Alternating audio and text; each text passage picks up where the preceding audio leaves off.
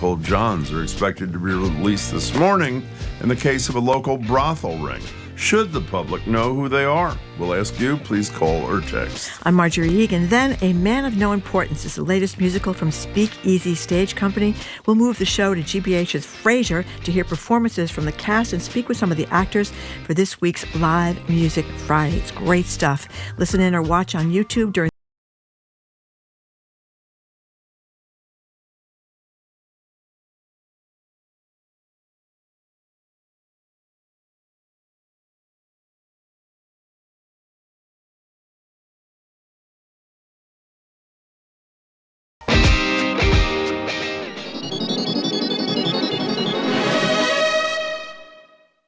Live from NPR News in Washington, I'm Corva Coleman. The Kremlin confirms Russian President Vladimir Putin has met White House Special Envoy Steve Witkoff in Moscow.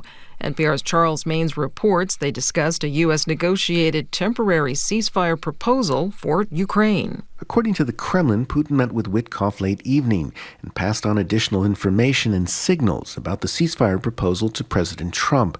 In his lone public remarks on the offer, Putin expressed appreciation for Trump's diplomatic efforts and endorsed the idea of a ceasefire in principle, but Putin also presented a list of issues that warranted further discussions. Ukrainian President Volodymyr Zelensky has accused Moscow of stalling negotiations to prolong the war, yet Trump and his lead negotiators continue to express cautious optimism. Charles Maines, NPR News. President Trump says there were productive discussions with Putin yesterday. Writing online, Trump says there's a good chance the war in Ukraine can end. But Trump says he has asked Putin to spare the lives of thousands of Ukrainian soldiers who he says are in danger. Congress appears likely to avert a government shutdown. Senate Democratic leader Chuck Schumer said he will support a Republican-backed spending bill. NPR's Lexi Schapitl reports the measure funds the federal government through September. While Republicans control the Senate, they do not hold the 60 seats required to break a filibuster and advance legislation. Democratic senators said they were torn between two bad options: supporting a bill they saw as enabling President Trump and his advisor Elon Musk, or letting the government shut down. But Democratic leader Chuck Schumer says advancing the bill, also known as a continuing resolution or CR, is the better choice for the country. His support suggests that enough Democrats will ultimately back the bill. While the CR bill is very bad, the potential for a shutdown has consequences for America that are much, much worse. Government funding is set to run out at the end of the day Friday. Lexi Schapitl, NPR News, the Capitol. 2 federal judges have ordered the Trump administration to rehire thousands of fired probationary federal workers. The judges say the firings appear to be illegal. That's partly because the workers were told they were fired for poor performance when evidence suggests this was a mass reduction in force. Everett Kelly is the president of the American Federation of Government Employees, a union. Kelly says the fired workers could face trouble finding new jobs. It could mean that these employees could not even get a job in the future, right? Saying that they were poor performers when they in actuality were great performers. And that's the problem in this part of the problem in this case. He spoke to NPR's Morning Edition. The Trump administration says it's appealing the judge's orders. On Wall Street, the Dow Jones Industrial Average is now up more than 500 points. You're listening to NPR. Good morning. With the latest from the GBH Newsroom, I'm Henry Santoro. 4 mayors, all Democrats, and that includes Boston Mayor Michelle Wu, received notice yesterday that the federal task force to combat anti-Semitism wants to meet soon to discuss how the mayors responded to incidents of anti-Semitism on college campuses and at schools across their cities over the last 2 years. The State House News Service reports that the other mayors are Eric Adams of New York, Karen Bass of Los Angeles, and Brandon Johnson of Chicago. The Department of Justice doesn't just want to meet with the mayors, it also wants to meet with other city leaders, impacted students, as well as local law enforcement and community members. The GOJ says the meetings will determine if federal intervention is needed. No word when that soon will be. Massachusetts Air National Guardsman Chuck Teixeira has pleaded guilty to military charges of obstructing justice in his case of leaking classified military documents. The plea concludes his court-martial at Hanscom Air Force Base and will result in a dishonorable discharge but no additional jail time. Teixeira was already sentenced to 15 years in prison in federal court last year for violating the Espionage Act. The North Dighton native used his role as a military IT specialist to access classified information about the war in Ukraine and leaked it on social media. At his court-martial, Teixeira called himself a proud patriot and claimed he had exposed President Biden's lies about the war. Celtics play the Heat in Miami tonight. Red Sox play the Marlins in Florida, 44 degrees. This is GBH News. Support for NPR comes from NPR stations. Other contributors include Lilly Endowment, a private foundation supporting NPR's coverage of religion and spirituality, and Jarl and Pamela Mohn, focusing on civil liberties, foster youth, public radio, and the arts.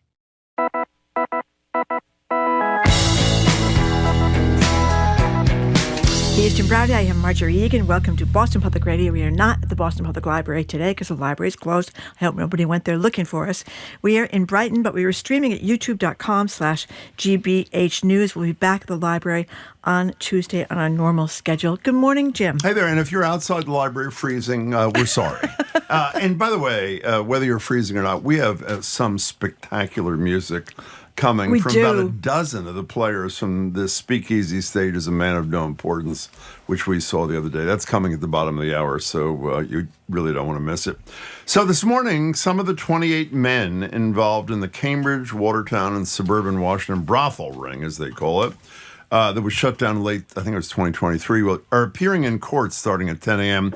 It'll be the first time any of these men have been identified publicly. Now, in most other cases, we would not know the identities of the alleged sex purchasers at this point. It's thanks to the archaic and secretive Massachusetts clerk magistrate system that no other state uses. The so-called Johns haven't been charged with any crimes yet, so these hearings traditionally would be held in private, but media outlets requested the court to say that these hearings do be open to the public. We'll tell you why in a few minutes, and the state's highest court agreed. So that's why we expect to know some of their names before the day is over. So do you think we should name and shame the Johns, or should they be treated with a certain level of privacy given the nature of the alleged crimes? Should we, the public, be entitled to know who purchased sex, even if they haven't been arrested or convicted yet? The number is 877-301-8970. By the way, 3 of them have already had hearings, we're told, according to the Globe. 2 of them, the clerk magistrate has found that there is sufficient evidence to establish probable cause, but for some reason, the names are not yet public. They will be.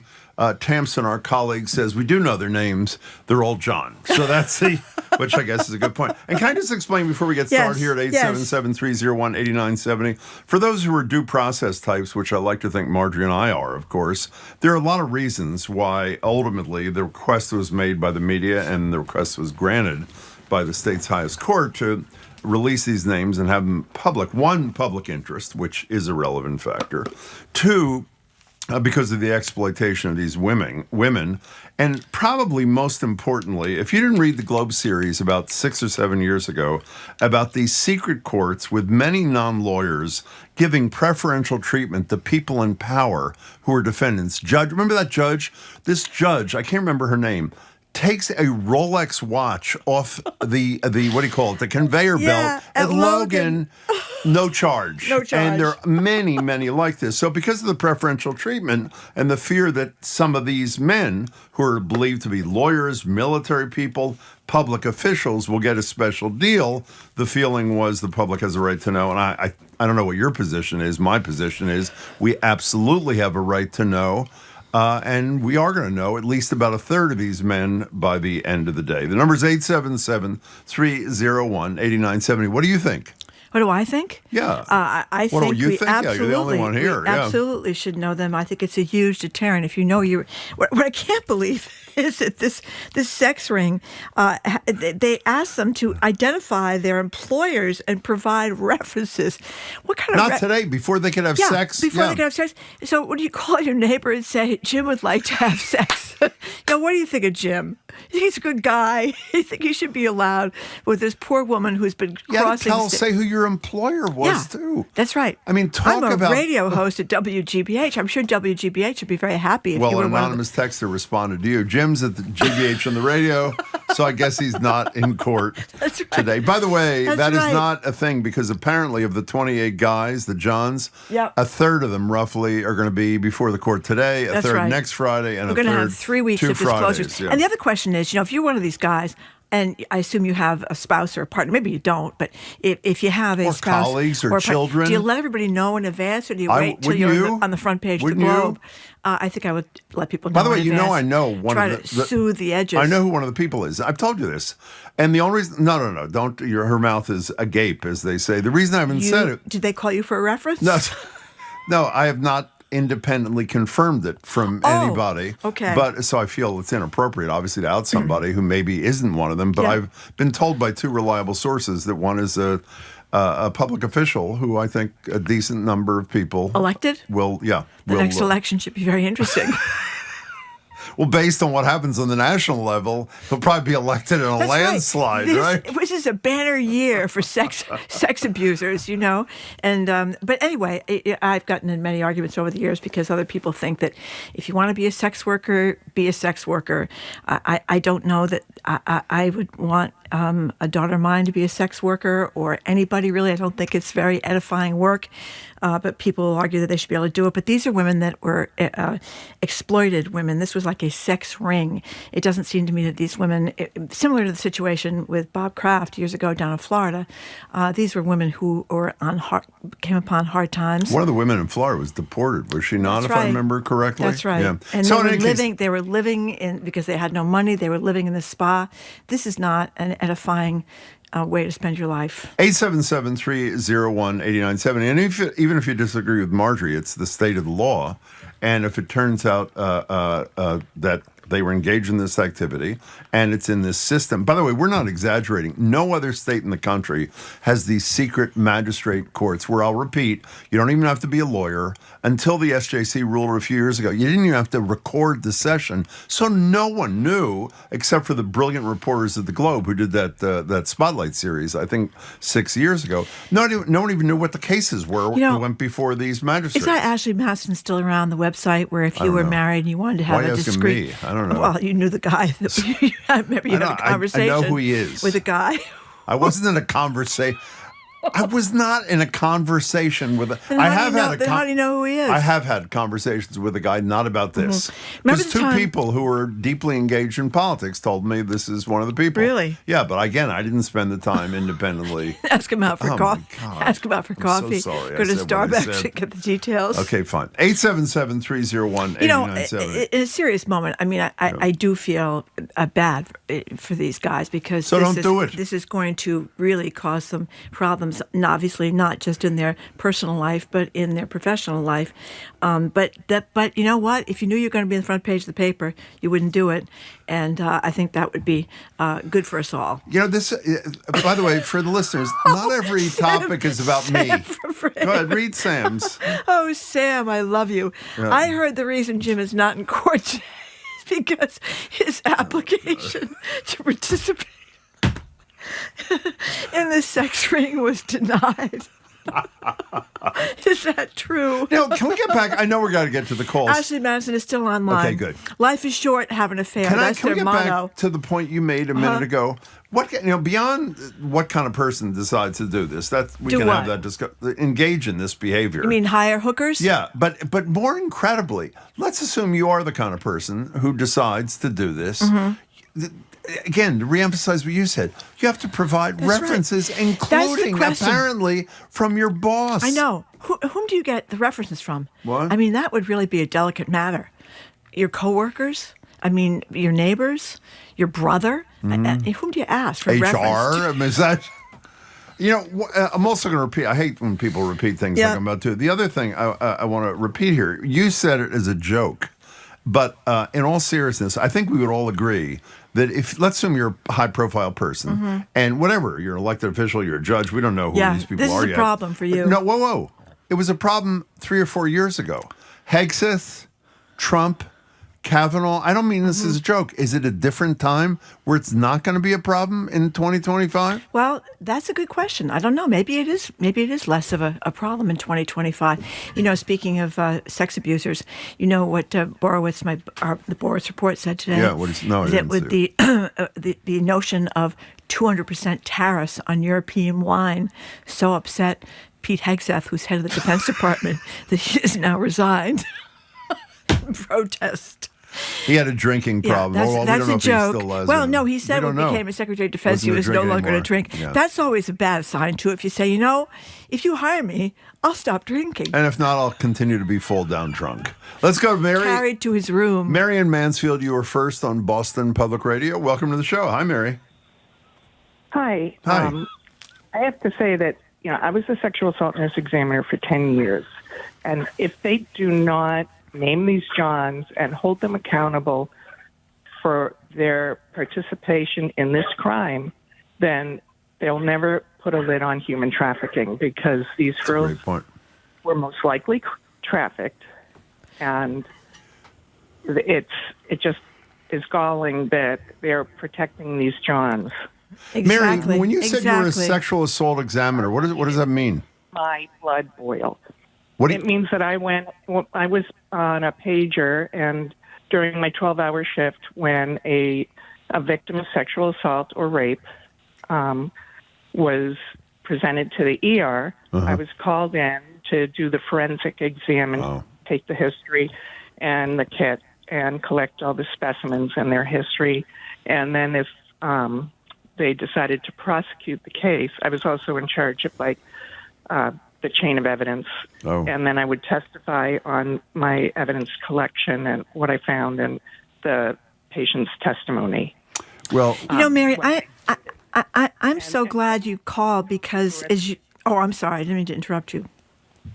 No, I was just saying many of a lot of these girls, they'll be promised, we'll get you off, the needle, heroin, and they'll put them on patches, and the patches are fentanyl patches. They think they're off of, heroin, and they show me these patches, and I'm recognizing a fentanyl patch on these girls, thinking their boyfriends are, and they just have to go on dates to help their boyfriend pay for the rent, things like that. Mary, it's just sickening. I was going to ask you, too, because this is one of the things that used to gall me and still does, is how difficult it is to get a conviction in a sexual assault case.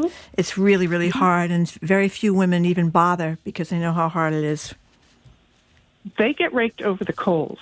Yeah. The one time it was what I would say is a, quote, easy conviction, was when the girl's face on the Polaroid picture looked like basically Elephant Man. Her face was so battered. Oh, my goodness. It looked that bad. Hey, Mary, we really appreciate you starting this conversation. Call us again sometime. Thanks for your experience and your thoughts. 877-301-8970 is the number. What's incredible to me, there are a few people, I don't know everybody on the Governor's Council. You probably don't even know what the Governor's Council is. It's, they do the judges' confirmations and a variety of other things. And there are a couple of really talented people in the Governor's Council now. Wouldn't it be nice? Changed. Wouldn't it be nice if they did, the problem with it, even though it is changed, I would bet there's not one person listening to the show who knows who the Governor's Counselor is, but they're the people that have to approve judges. Yeah, exactly. But it'd be nicer if in my opinion, if somebody who you actually might know, like your state senator, like in the United States Senate. Vote for them. No, but why doesn't the Governor's Council take up the issue of just abolishing these secret clerk magistrate courts and have it be like every other state in America, where you go before like a real judge who happens to be a lawyer. And also, there's much more transparency. Well, this is a very democratic state. You probably get a great pension as a clerk magistrate. It's lifelong. In fact, one of the people, I forget the guy's name, was 88. Well, 88 is not old anymore in politics, obviously. It's a little old. Well, it's a little old. But okay, Jack in Brookline, you're next on Boston Public Radio. Thank you for calling, Jack. Welcome. Hi, guys. I guess I need a definition. What does arraign mean? Does arraign mean that they've been found guilty? No. They're just called into court. You go through the procedures, and they set a date for your next hearing. Well, except no, these are show cause hearings today. These magistrates are going to determine if there is cause to proceed to the. Oh, I'm sorry. I was thinking of the regular. Arraignment. Next level. So that's what today's hearings are. Yeah. So, but they haven't been found guilty. No, they have not. Of course not. Well, isn't there a danger that you're going to ruin the reputation? Oh, what happened? Jack, say it again, because we inadvertently put you on hold. Say it again, please. Isn't there a danger that you're going to ruin their reputation if they are not found guilty?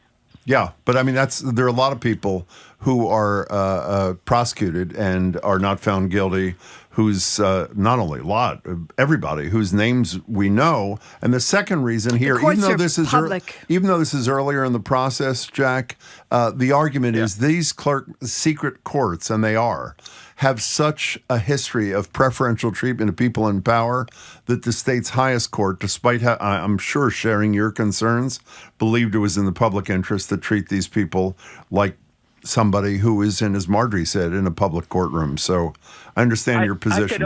I could only imagine if someone is found innocent, their reputation is just gone forever. Well, why is that? Why is that different from any defendant in a case? Now, admittedly, there has been probable cause in those cases. It's not any different. Yeah, it's a problem. It's a real. Yeah, well, remember the great line. Oh, sorry, go ahead. I was just going to say the clerk magistrate, as you pointed out over and over again, is a different kind of thing. But generally speaking, you go into any courtroom unless it's a juvenile court or certain probate court matters. It's open court. You hear what the accusations are and who they are and where they live and everything else. And if they're acquitted, it's still public. Jack, thanks for the call. Was it the Secretary of Labor for Ronald Reagan with the famous line? He was investigated and ultimately cleared. I'm going to get this slightly wrong, but mostly right. And his line was, "Where do I go to get my reputation back?" I mean, Jack is totally right, but that's the nature of a transparent judicial system, which I think most of us would feel, despite the downside, the upsides outweigh them. In this case, though, I would be a little bit less worried because there's a paper trail here. What do you mean by that? Well, we just talked about before that they through their bookkeeping they were able to identify the men and these people. They put down their employers and they put down their names and they had their credit card numbers and their references. According to Globe reporting, one of the three first cases they considered, the magistrate found there was not probable cause. That sort of goes in the direction of the argument. Yeah, but I don't understand that. If your name is on the list and everything else is on the list, I don't know. We're not there, and again, we don't have names yet, but they will be released sometime today. At least the first third will. Mike in Providence, welcome to the show. Hi, Mike. Hi, thank you for taking my call. Sure. I used to call in a conservative station that's towards me. I give them my liberal, quote-unquote, viewpoint, but I can't get their station anymore. So now I'll call you, I guess. So you're stuck with us. Thank you, Mike, for calling. I appreciate it. Yeah. So anyhow, I think that there is an overwhelming amount of sex, stale stuff going on Facebook, Instagram, all these social media sites that's not going not checked. There's so many people that are selling sex services, and it's disgusting. And to be quite honest, I'm part of the LGBTQ, whatever you want to call it, community. I'm a gay guy, and I'm bisexual, and I'm proud of it. You know what? I've been in the depths, the trenches in Providence, and I'm telling you, this kind of stuff ruins the society that we live in, and it needs to stop. Because it's not only in straight culture, it's in gay culture too. All right? We got it, Mike. Thank you for the call. We appreciate it. Remember when Maura Healey was the Attorney General? She talked about the number of people in the afternoons who were calling to make their online sex appointments on their drive from Boston back to the suburbs. She was talking about thousands. Yeah, incredible number. I mean, Mike is right. You can get a lot of this stuff online without the difficulty. But these people were spending up to $600 an hour, according to these stories. That's quite a lot of money. I'm still, at this whole conversation, had a really hard time not having in the side of my mind this whole thing that you got to give references. It's just, can you imagine the scenario? I just can't. No, I'd be really interested when we know more about this to know exactly how that worked. Mm-hmm. I don't know. I work at GBH. What hours are you on the air? You on the air? Yeah, 11 to 2. Yeah. Well, we'll meet you at 2:30. I mean, it really is incredible. Talk about living on the edge kind of thing beyond well, in any case. Okay, we are talking about the 28 men involved allegedly in the Cambridge brothel ring that was shut down in late 2023 will be appearing in court over several Fridays. 3 Fridays in a row? 3 Fridays. Anonymous texter says, I wonder if this ties into the whole refusal to audit the legislature. That's an excellent. We'll see. We don't know. Christian Bellrica wants to know where the head of the Department of Defense, Pete Hegseth, was during these raids. We'll find out by the end of the day. Was he spotted on the Mass Turnpike? Anyway, we're going to be right back about whether these men should be identified. You're listening to Boston Public Radio 89.7 GBH.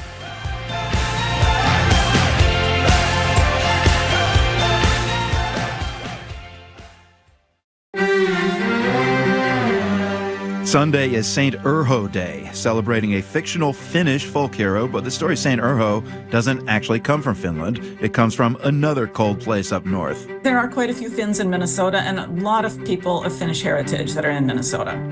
The Minnesotan legend of St. Urho, next time on The World. This afternoon at 3, here on GBH News 89.7.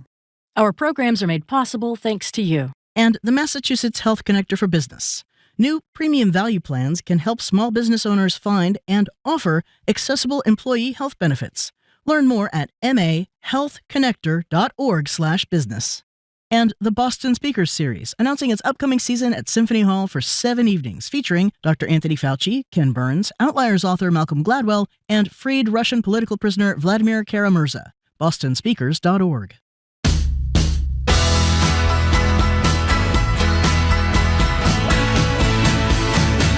Welcome back to Boston Public Radio. Marge Regan and Jim Browdy. We're streaming at youtube.com/GBH News. I assume you figured out at this point we are not at the library today because the library is closed. But we'll be back there on Tuesday of next week. And as I say, we're about 10 minutes away from just some spectacular performances from a man of no importance at SpeakEasy Stage, and I would really stick around for that. And I would, if you're not streaming now, I would. Then if you're just joining us, we're talking about the situation in Cambridge where I think as many as a dozen of the 28 guys accused of participating in this Cambridge, Watertown, suburban Washington thing will be identified publicly for the first time since authorities shut it all down in 2023. I want to know if you agree with the decision that was made here that the name should be made public. We're also getting communication, people saying, why am I not disclosing if I know one of the people? And I repeat, I know from reliable sources, but I didn't independently confirm any of that. And obviously, I'm not going to identify somebody if I don't know firsthand that they're on the list. And we'll find, if they're on the list, you'll find out today, next Friday, or the next Friday. Purient gossip interests aside, says one of the texters, the real point is that this should not be a crime, forcing the business to operate in the shadow places sex workers at great risk instead of being empowered entrepreneurs for a safe 21st century approach to the oldest profession. And one of our staff, I think this is Zoe, said Zoe. Yeah, she wrote about local massage parlor sex workers when she used to be at the Eagle Tribune. Kraft was first arrested, and one of the workers said, who had gotten out of the sex trafficking, told me, as long as there's demand, there will be supply. Keeping the stuff in the shadows will do nothing to end it. But, again, I think that naming the Johns will be a big deterrent. I think that's exactly what she's saying. Keeping the shadows by not naming them is not going to help end. I agree with you totally. Naming these people is going to go a long way towards ending, cleaning up, changing laws, whatever it is. John in Westford, thank you for calling. Hello, John. Hi. Hi. Oh, I absolutely. I don't think they should expose the names until found guilty. If you look at, remember the Duke lacrosse team? Sure. Their lives were destroyed. I mean, and that's something that it's not like a regular crime. A sex crime, it would stick with you forever.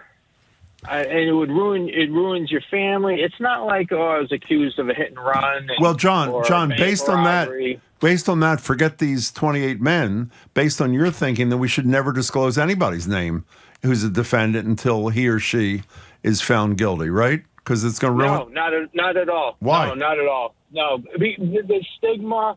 When it comes to a sex crime, it's a lot different. Okay, then let's do this. How about every rape prosecution? That's a sex crime. Every rape prosecution, should we not know who the defendant is until and if they're found guilty? If they're found guilty, absolutely. If you're found guilty. Yeah, it's not the way our system. Yeah. I know, John, it's not the way our system works. And the other thing, John, is the Duke lacrosse team thing was awful, but it was really unusual. I mean, that is, there are cases where somebody claims rape and it's not true, but they are so minuscule compared to the other side, where there are rapes that go unprosecuted all the time because women are afraid to come forward, or they just don't. No one believes them. I mean, it's really, really difficult to prevail on this. So, and I don't think the lacrosse teams, their lives are ruined. I think they're going to do quite well. John, they get a lot of support. But let me broach another thing with you. This was not criminal; it was civil. But obviously, if your name is exposed in a civil sexual assault thing, your life can be ruined. Should we not have known that Donald Trump was the defendant in the E. Jean Carroll case until the jury found him liable for sexual? I'm serious. Liable for sexual assault? Trump. What? Yeah, Trump. Yeah, but Trump can't walk out the door or go to the bathroom without a press corps. No, but answer my question. Should we not have known?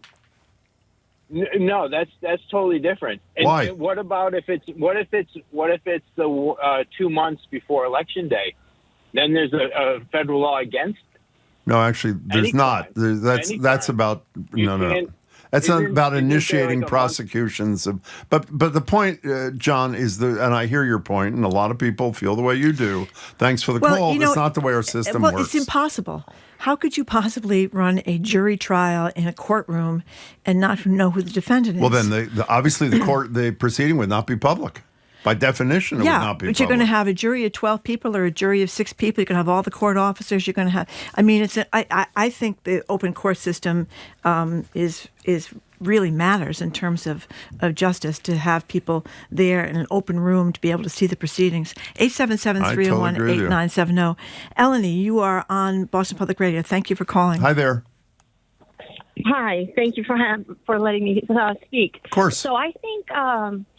I definitely agree that it's all public. I think usually where there's smoke, there's fire, but definitely most of these people who do have, look at Donald Trump. He became president. So, if the reputation is ruined, they could just run for president. And it's a fine point. I should have thought of that. Go ahead. We got RFK Jr., we've got Pete Hegseth, we've got Donald Trump, Kavanaugh. Clarence Thomas. Yeah, it's really quite amazing. So many. Go ahead. They could just join the club. But the other thing that I think too is I think we're battling. The issue is we're battling the symptoms, and I think we have a cultural problem, and not just here but all over the world, where men, especially if you have power, if you have money, that you get different rules, even if you're sitting at the court, and then everybody else gets different rules.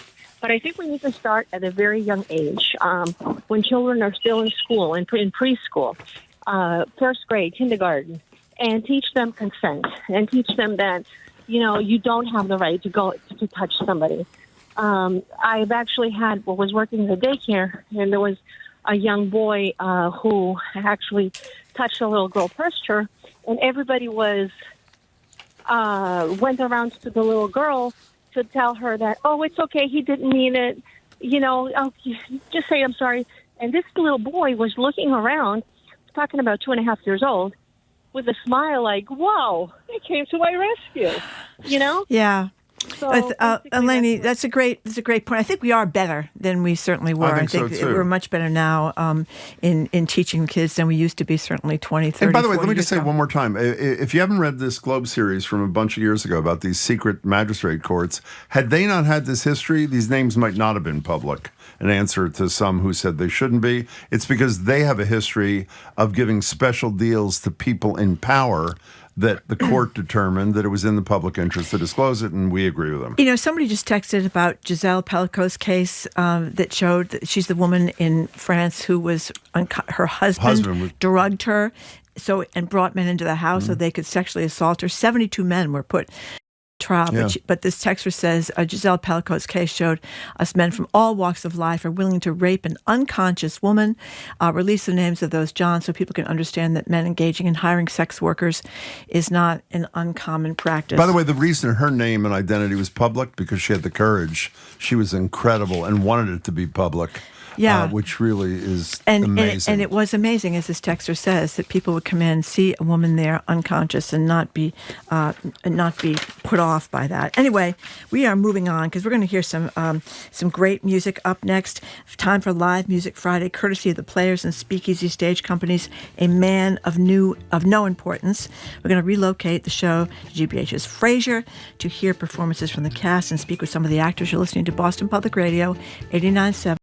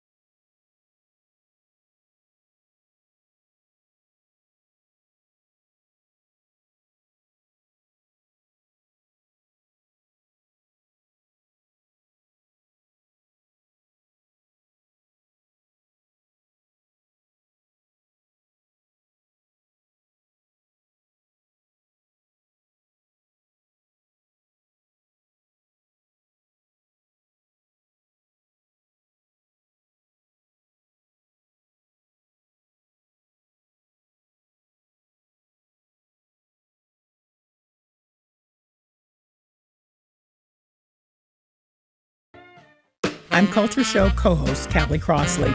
Today on The Culture Show, Harvard Square just got more square now that the iconic pit has been demolished. Plus, President Trump's agenda continues to reverberate throughout the arts and culture sector, with the head of the National Endowment for the Humanities stepping down. And we remember the incomparable Dwayne Wiggins. We take on that and more on The Culture Show's Weekend Review, today at 2 on 89.7 GBH. Support for GBH comes from you. And Standish Village in Dorchester's Lower Mills, providing assisted living residents with programs designed to help seniors stay sharp, social, and independent. And GM Roth Design Remodeling. Dreams delivered. Custom kitchens, bathrooms, and additions. Proud sponsor of Marketplace Morning Report with David Brancaccio. Weekday mornings on GBH 89.7. What matters to you? There's nothing cooler than an evening of live jazz. I'm Al Davis.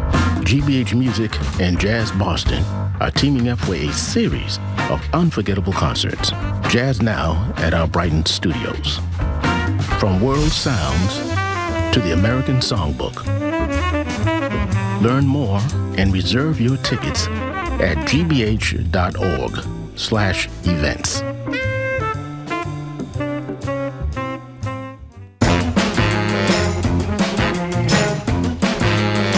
Welcome back to Boston Public Radio. I'm Jim Browdy. She is Marjorie Egan. We are live down the hall at GBH's Fraser Performance Studio and streaming at youtube.com/GBH News. And if I were you, I would be streaming this portion of our show. We are temporarily in Fraser, one of the most beautiful rooms with beautiful acoustics. And while the idea of jamming a grand piano, a fiddle, and 11 singers and actors in the Studio 3 might have been fun, we actually wanted this week's edition of Live Music Friday not just to be fun, but not claustrophobic either. Here to perform are the actors, singers, and musicians behind SpeakEasy Stage Company's thoroughly wonderful A Man of No Importance, set in Dublin. It is the Friday before St. Patrick's Day. It's a humble, closeted bus driver intent to stage a production of a rather racy Oscar Wilde play against enormous headwinds from those in power in the church. The show runs now through next Saturday, March 22nd. Tickets and info at speakeasystage.com. In a moment, we'll speak with the man of no importance, actor Eddie Shields, plus Dublin native Bill Meleady, Kathy St. as well, all with deep Boston roots. But first, here's Keith Robinson and company performing Streets of Dublin. Welcome to you all. I don't want to stand on a stage with a sword. I went to a pantomime once. I was bored. I'm not a poetical sort of a person like you. When I need a poem, the streets and the gutters will do. There's Tommy Flanagan who lights the gas lamps. 190 lamps in Phoenix Park alone. He's done it drunk for over 57 years. In Dublin, and down on Henry Street is Mad John Maher. Old Ramblin' Johnny with a face like hammered meat. But Johnny singing brings a Dublin man to tears. I don't know the words to tell you how it feels, or how to put it in a rhyme. But if you come with me, you'll know how those lamps in the park are like God in the dark as they glow on the streets of Dublin.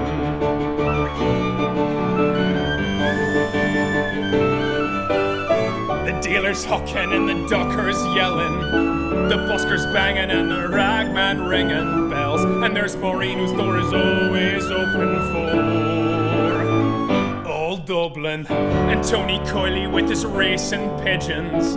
It's like religion how he lives to fly those birds. He swears they travel for 100 miles or more.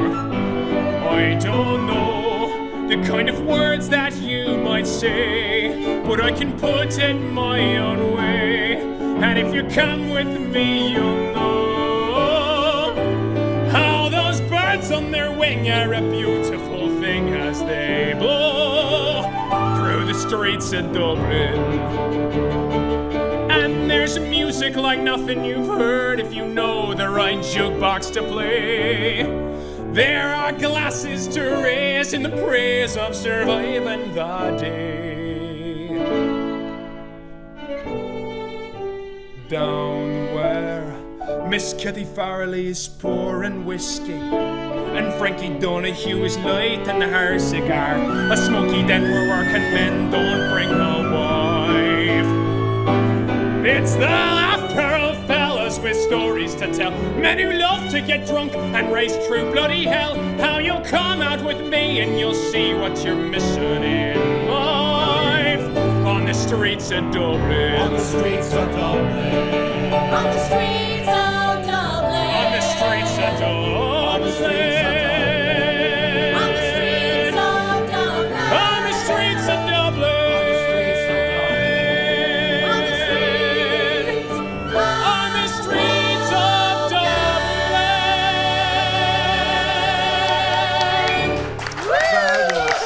On the streets of Dublin. The cast of Man of No Importance, the SpeakEasy Stage through March 22nd. Now joining us is Eddie Shields. Eddie, you were fabulous. By the way, we didn't get to say hello to you before. Kathy, as were you. And Bill, it's a pleasure to have all three of you. Thanks so much for joining us. We really appreciate it. Thanks for having me. Delighted to be here. Thank you. Yeah, so elaborate a little bit, Kathy, on what Jim said about what this is all about. As an Irish Catholic myself, I thought, oh my God, this was really Can I so interrupt you? tough. How about if we introduce these damn people before we... I'm sorry. I'm Kathy, so excited. Can you do that? Introduce them. Should I do it with an Irish Yes, brogue? absolutely. All right, let's do it with an Irish brogue. So to my left, we have Eddie Shields. He plays the lead, Alfie Byrne. Billy Meleady. On the piano, Paul Cates. On flute and many, many other instruments, Joe LaRocca. On violin, Caroline Laguia. And we have Sam Seamock, Wilma Garahan, Rebecca Ray Robles, Megan Lewis Michelson, Keith Robinson, who just sang The Streets of Dublin, and our own Kerry Ann Dowling. Yes, indeed. Okay. Now, Kathy, we want you to do the rest of this as Judy Garland. Can you do that? Is that... Well, Okay, it's fine. really, it's marvelous to be here. It's really marvelous. Okay. That was amazing. Thank you. Okay, I got ahead of myself and goofed it up. So elaborate a little bit more on what the story is here. Oh, it's I felt so just bad the for most Alfie. heartwarming, lovely musical. It's one of my favorites, and I've been doing this many, many decades. About this lovely Dublin bus conductor who runs the St. Imelda's Players and loves the poetry of Oscar Wilde. And he brings all of us along for his ride. And it's a stunning story with beautiful music. We run through March 22nd. I can't wait to share it with, for the next week and a half. By the way, you don't have to fake the Irish accent. That's Is that right. correct? That's right. That's correct, yeah. Even though you're a Boston guy now. I'm a Boston guy now. I'm a Dublin native in the beginning, yeah. How hard was it to train these folks? They were brilliant. No, well, not training at all. No, it was just like sort of adding like ideas and inflections on vowel sounds. But they had it. They already. Who was had the it. worst? Who was the worst? Me. But tell people about the Speakeasy Stage, because that's what's so incredible about this. I mean, we were like 2 feet away from all the players. You felt like It's brilliant. When we were in rehearsal, for instance, so many of them are musicians. So in the rehearsal process, we got to, you'd be choked up. It was so moving. Like Eddie sings beautifully, and we'd have like violins around us and clarinets, and you get choked up when the music's right on top of you. The play is everywhere. I mean, that's the beauty of this thing. Yeah. Everywhere you look, and some of you, like you play the accordion in addition to what you're doing, Kathy. So, Eddie, there's a reason why a lot of you decided you wanted to perform in this particular presentation of A Man of No Importance. Who is that reason? That reason is Paul Daigneault. Tell people, for the few who don't know, tell us about him. Paul Daigneault is our director. He's also currently the artistic director of SpeakEasy Stage, and he is now leaving SpeakEasy Stage as the artistic director. So this was his last show that he's directing under that title. So at least for me personally, that was one of the main reasons I wanted to do this. And I know the cast feels the same. 160 productions, I read, give or take a few. A lot. And you were in an earlier production in 2003, Billy, of this very play, right? Yeah, well, and I had hair then. But, they still call me Baldy. But, it was a wonderful email to get from Paul to join him again for this Swan song. And I didn't realize there was a reimagined version of it when I found that out, that the actors would be playing instruments as well. I just wanted to work with Paul. He's a genius, and he's a terrific director, yeah. You want to throw a few Paul words in there, Kathy? What are you thinking about What did we this? learn? We finish a run through, we all sit down, and he'd say, "What did you learn?" What else do we have for Paul? Oh, no sad, lonely ghosts. You know when you're walking from one place to another, but you don't have any lines? He said, don't be a sad, lonely ghost. Walk with conviction. Know where you're going. But the thing that's amazing, when you look at the resume and the careers and all the different productions you all have been involved in, this was going no intermission for what, an hour and a half, 2 hours, whatever it was. How long does this take to put this all together? I mean, every second, no stopping. We rehearsed for 3 weeks. Only? Yes. I mean, we got the music a little bit beforehand, and I knew all my lines by the first day of rehearsal. But, we had 3 solid weeks of rehearsal. But the thing is with Paul, when he directs you as well, even though you're the actor there and you have your role, and he keep you busy. We all become like crew members, and we may look like a Rolex watch out there, but inside, the amount of work that's going on behind the scenes, to transition, make all the transitions happen, and props on stage. As actors, we've got a great stage crew with Brian Robillard and Jolie, Fraser Madge. They're terrific behind the scenes, but we're kept busy. That's the voice of Billy Meleady. We're talking to Kathy St. George, Billy and Eddie Shields. Now, Eddie, I don't want to think too much about this, but while I'm watching this, not only St. Patrick's Day, obviously, the timing is beautiful. Yeah. We have the Kennedy Center nightmare in Washington. We have the assault on LGBTQ people all over this country, led by the most powerful person in the world. Does that not give this whole production a meaning that it might not have had in 2003, for example, when Billy was in it? Does it for you? Of course it does. And another one of the reasons that I really wanted to tell this story. It's sad to think that we're still having these conversations. It's sad to think that a play that takes place in 1963 is still so very relevant today in 2025.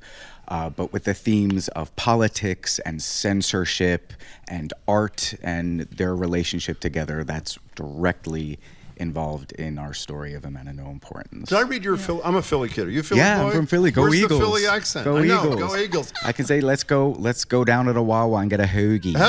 I worked at a Hawawa and I sold Coca-Cola. I did. Wow, was my I know it wasn't favorite that place good, to Billy. go. I'm sorry. Yeah. In any case. But I started to say when I goofed up the introduction, Billy, you're an Irish guy, and I was feeling bad. Was this what Ireland was like in the 60s? But then I thought the play came out. I'm not that old. No, but the United States really wasn't much different when this play came out either. I mean, we were just as bad. Right. If you were gay, you were losing your home, your job, your apartment. Your friends, your family. Exactly. Your social group. Yeah, so it wasn't really different in Ireland, or was it? Honestly, I can't answer that in the sense that because they would be closeted, there's no way they would be able to, show, who they really are. They had to hide their identity, which is, depicted by Alfie's character. Because of that, because of the church. And the church, the influence of the church was huge. Everybody praying constantly. Can we talk about fun for a second? I mean, is that okay with at least one vote for that? It is so much fun to watch this thing. Yeah. I mean, despite there are some melancholy and painful moments, needless to say, as you'll learn, and everybody, if you haven't seen it, you should go. It seems to me, as an audience member, the fun you guys must have as an ensemble cast, where, as I say, some of you are playing instruments when you're not doing another part of the performance. All the musicians are on the stage, which I love, the whole. So is it as much fun? Eddie, tell the truth. Raise your right hand for this one. Is it as much fun as it appears to us in the audience? Yeah, it's probably even more fun. Why is that? Why? In my case, I get the best seat in the house. I get to watch these actors pick up instruments and basically do a show every night, and I'm just there reacting to them, right? So they're magnificent from day one in rehearsal. Just watching them play with these accordions and violins and clarinets, it's been a lot of fun. It's like going to a rock concert. Does everybody have to like each other? I never understand these kinds of things. Do you have to like each other to do this? You don't, but we do. We like each other. Yeah. I was wondering though, when it's such a small house like that, and there was a part where Keith is driving the bus at the front, and you must have been about like 3 or 4 feet from me, and I thought, lots of times you're on the stage, you can't, because of the lights, you can't really see the audience, but you're like looking face to face. I mean, how is it different than when you're 50 feet away and 20 feet above? It feels so intimate. It's lovely. I mean, when Billy and I come out to do the pre-show speech, and we can look right into people's eyes and say, welcome, turn off your cell phones, and we get to really communicate with the audience. They're like another cast member. Yeah. They add so much to our show. And by the way, not only is Kathy doing what she's doing tap dancing a little bit. You're doing a not quite a striptease, but a variation. And not quite. What do you mean by that? Well, they should go see and figure it out themselves. And a variation on a. How about the Boston connection? I know you're primarily Eddie in New York now. You went to Brandeis, but you obviously have a Boston thing. That's correct. Kathy's a lifer, from what I understand. Yes, you're indeed. Stoneham, is that where Stoneham. You were a teacher when you were a kid? Or I was. I taught 2nd grade right out of college. That's all. And then you went to do Fiddler in New York. That's right. Yeah. And you, after Dublin, are here. So is the Boston link, is everybody have a Boston connection here? No? Most of you. Okay. But the vast majority of these people do have a Boston connection over and above a man of no importance. That's a good thing too. Yes, Billy? Oh, yeah. No, it's brilliant. I came to Boston in the 80s and I felt at home immediately. There's a great connection here. There are a few Irish people in town. There's a few, yeah. Well, there's a whole wave of... I came over with a whole wave of immigrants in the 80s, pure economics at that time. But we were embraced in Boston, and it was just, it was fantastic. So we haven't left. We're still here. Apparently so. Okay, so what are we going to hear now? What's our second song? I think it's... This one is called Princess. This is called... And it will be sung by Rebecca Ray Robles. Oh, yeah. And Eddie Shields. Eddie, you're joining. Okay. Okay, so, this is the cast of SpeakEasy Stage Company, a man of no importance, and you should try to get down and see this before it's done because it's an incredible experience. The show runs through the 22nd. If you want to get tickets, go to SpeakEasyStage.com. That's SpeakEasyStage.com. Here they are. Thank you all. Well, Joe Cannon's not really a prince, but you are in love with him. That wouldn't be too hard. He's a looker. Yes, he is. And no, it wouldn't. What do you say? How can a girl who's from someplace north of nowhere be a princess? What in the world would make you think that I was qualified for playing the part? I have an instinct for talent.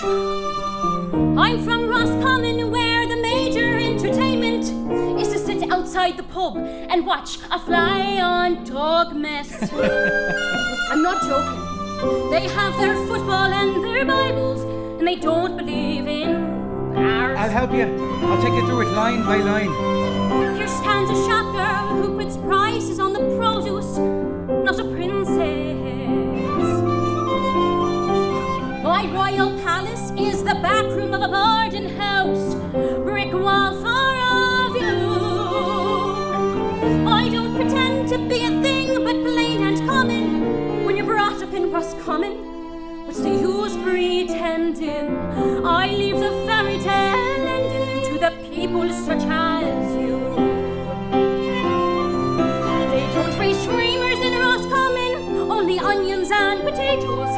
You can only talk about potatoes so long. No one there could ever see what you seem to see in me. Well, possibly Roscommon was wrong. It's gonna be beautiful out there, playing a part, losing yourself in someone else. Just for once, Miss Rice, being somebody new. I don't suppose I'll ever have another chance to play a princess.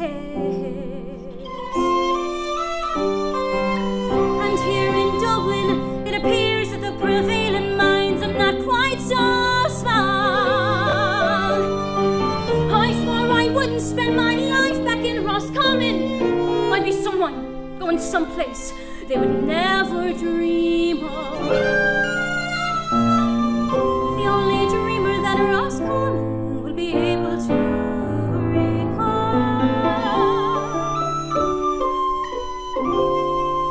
Seems like Roscommon raised a princess after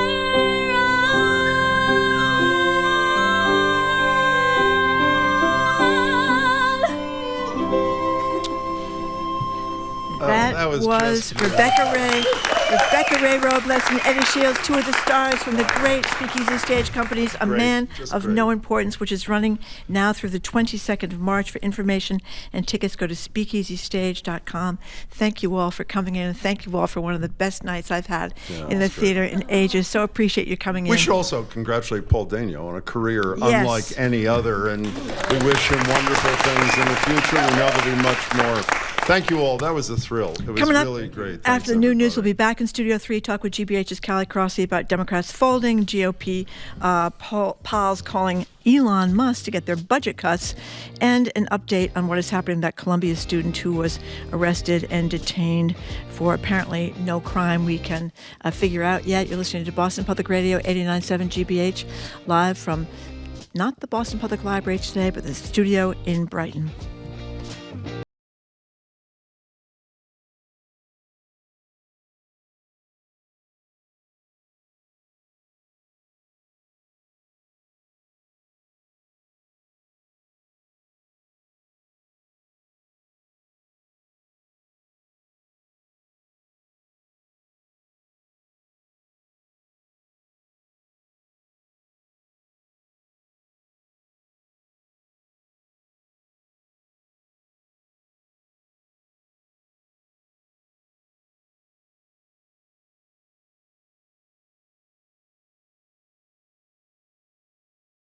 I'm Jim Browdy, head of Hour 2 of Boston Public Radio. Senate Democrats seem to be caving to the GOP and Trump's will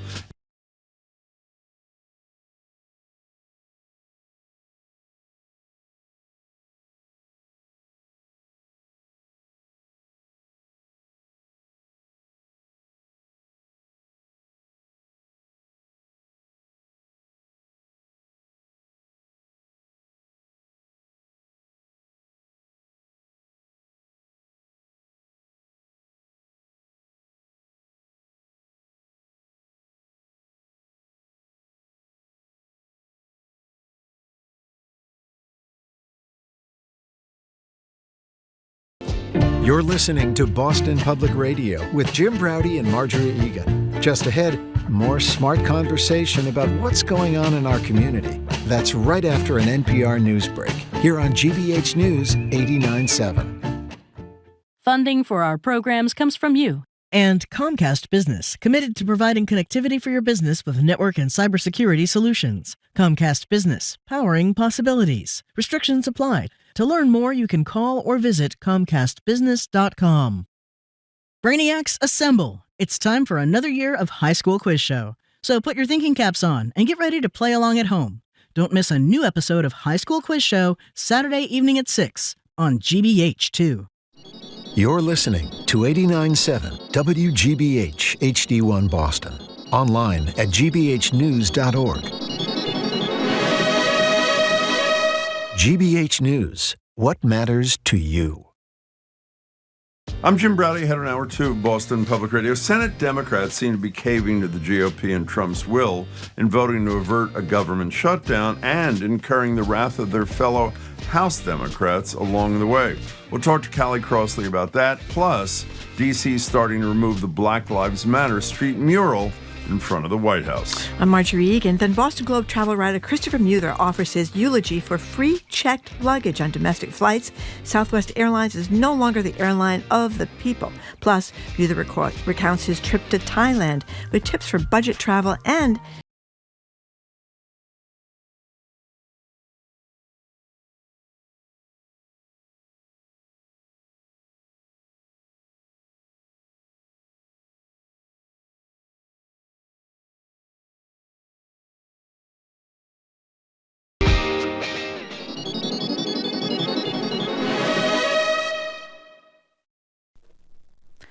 Live from NPR News in Washington, I'm Lakshmi Singh. The Trump administration is appealing a court order to offer thousands of fired probationary workers their jobs back. Yesterday, a U.S. district judge in California ruled the dismissals across half a dozen agencies, including the Departments of Defense, Agriculture, and Treasury, were unlawful. NPR's Emily Feng reports the court's giving the government a week to comply. In mid-February, thousands of probationary federal workers were fired, many for alleged poor performance. Unions representing those workers sued, and this week a federal judge ruled that those firings were unlawful. U.S. District Court Judge William Alsup said the firings targeted probationary workers, including veteran employees who had just been promoted, because they had the fewest employment protections. Alsup ordered 6 government agencies to give jobs back to probationary employees. But White House Press Secretary Caroline Leavitt said the judge was abusing his power to, quote, thwart the president's agenda. And within hours of the ruling, the Trump administration filed an appeal. Emily Feng, NPR News, Washington. Within hours of the ruling from San Francisco, another federal judge in Maryland issued a 14-day stay in a case brought by 20 Democratic attorneys general. In this case, the order to temporarily reinstate thousands of workers applies to 18 federal agencies. The battle over the fate of the U.S. Department of Education is playing out this morning. Protests in Washington involving educators and other personnel who were recently laid off as part of President Trump's push to shutter the Department of Education. Meanwhile, the administration's investigating more than 50 universities for alleged racial discrimination as part of the government's quest to end diversity, equity, and inclusion programs. Trump advocates say DEI initiatives have discriminated against white and Asian American students. A top official from the British government is scheduled to meet with President Trump's national security advisor today in Washington to talk about Ukraine. Here's NPR's Lauren Frere in London. Britain's national security advisor, Jonathan Powell, is meeting his American counterpart to try to pitch the Trump administration again on security guarantees for a possible European peacekeeping force in Ukraine. Britain has offered to send troops and jets to Ukraine in the event of a ceasefire, but it wants some kind of guarantee that if Russia were to attack them, the U.S. would intervene. And that's something the Trump administration has not agreed to. British Prime Minister Keir Starmer is nevertheless hosting a virtual summit Saturday of what he says are about 25 Western leaders who've said they're willing to join a, quote, coalition of the willing for Ukraine. Lauren Frere, NPR News, London. At the last check on Wall Street, the Dow Jones Industrial Average was up nearly 600 points. This is NPR News. Good afternoon from the GBH Radio Newsroom in Boston. I'm Henry Santoro. Students at Harvard Law School passed a referendum yesterday calling on the university to divest from Israel. The vote was nearly 73% in favor of divesting, and it makes this the first Harvard student body to vote in favor of it. Crimson reports that the results come weeks after weeks-long exchange between students and law school administrators who criticized the referendum's phrasing and how that vote was implemented. Massachusetts has the fastest home sales in the country, so says the real estate firm Clever, as cited by USA Today. The data shows that homes listed in Massachusetts sell on average in 22 days, where the average nationwide is 40 days. At the city level, Boston's average amount of days on market was 21, compared with the national average of 37. And the Massachusetts Department of Public Health says the severity of flu activity across the state is now considered moderate. The department's latest update, released last night, shows only southeastern Mass to have still a very high activity of flu. It's the first drop in statewide flu activity since early January, and it could signify that this year's flu season may have peaked. According to the DPH data, this has been among the worst flu seasons in recent years. At one point in early February, over 10% of all hospitalizations in Massachusetts were associated with the flu. That's the highest rate by far in the past 5 years. Achoo. 48 degrees in Boston. This is GBH News. Support for NPR comes from NPR stations. Other contributors include Subaru, featuring the 2025 Subaru Outback, with standard symmetrical all-wheel drive and up to 9.5 inches of ground clearance. Learn more at Subaru.com/Outback.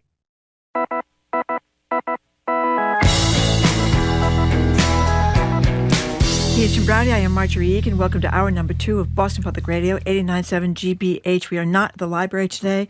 We are, because the library is closed, we are streaming from Brighton on youtube.com/GBH News. We will be back at the library next Tuesday. Hello again, Jim. Before I introduce Callie, how thrilling was it? It was almost the whole cast. It was great. It was just, I mean, they're so talented, and it's amazing. When they said they practiced 3 weeks for A Man of No Importance, I thought that would take me 3 years to learn all that. They were fantastic. Man of No Importance at the SpeakEasy Stage through the 22nd. March 22nd. And there's still a few tickets left. Yeah, they really told us before we left. In any case, we're joined now in Studio 3 by Callie Crossley, who can sing too, by the way. Host of Under the Radar with Callie Crossley. That's right. Which you can get Sunday nights right here on 89.7 at 6. You can also hear Callie commentaries on Mondays for GBH's Morning Edition, and she's obviously a co-host for GBH's The Culture Show, which airs daily 2 o'clock right here on 89.7. Hello. Oh, weekend reviews here today, obviously, because it's closed for you guys too. That is correct. That's at 2 o'clock today. Hey, Callie. Hi, how are you? Good. Hey, Callie. So let's start with the Democrats, enough of them agreeing to vote for a bill to keep the government open. There was a lot of dispute about this because the bill contains a lot of things that a lot of Democrats don't like. But here's Representative Alexandria Ocasio-Cortez speaking with CNN's Jack Tapper last night about her upset over the Democrats voting for this so-called stopgap bill.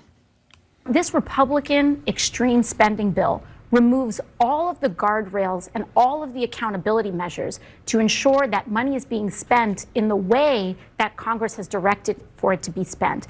This turns the federal government into a slush fund for Donald Trump and Elon Musk.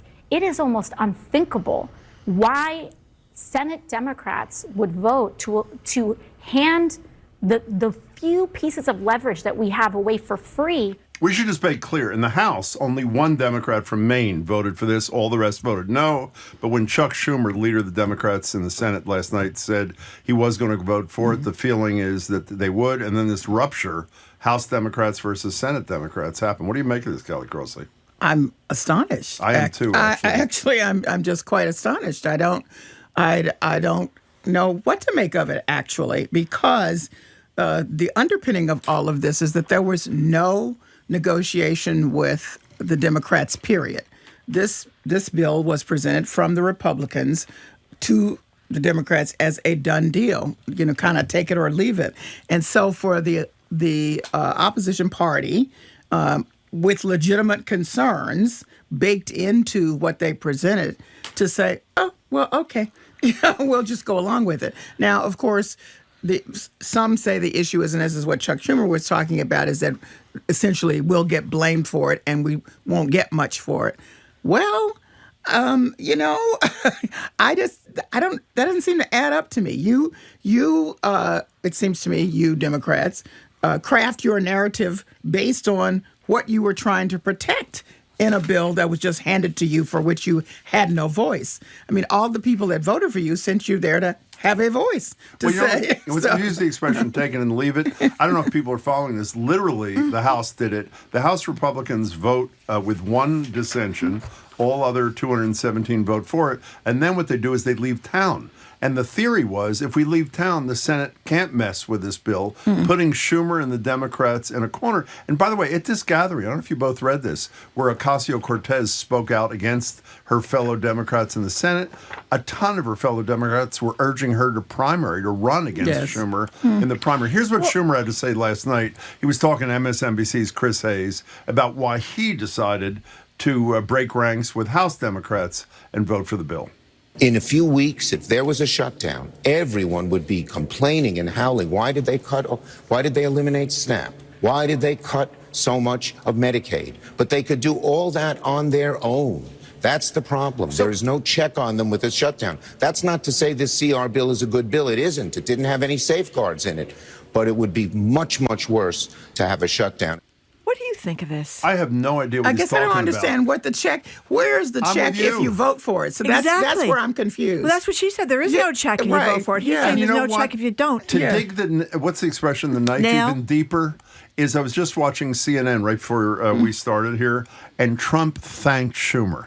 Now, by thanking Schumer publicly, he basically says, I'm going to give your fellow Democrats even more of an opportunity to scare you. We were talking to Anand Girdadas yesterday. He thought it was talking about, idea. you got to fight. You got to fight. Yeah. And if this is as horrible as virtually every Democrat says it is, what's going on in this budget and this temporary spending bill, why would you ever vote for the thing?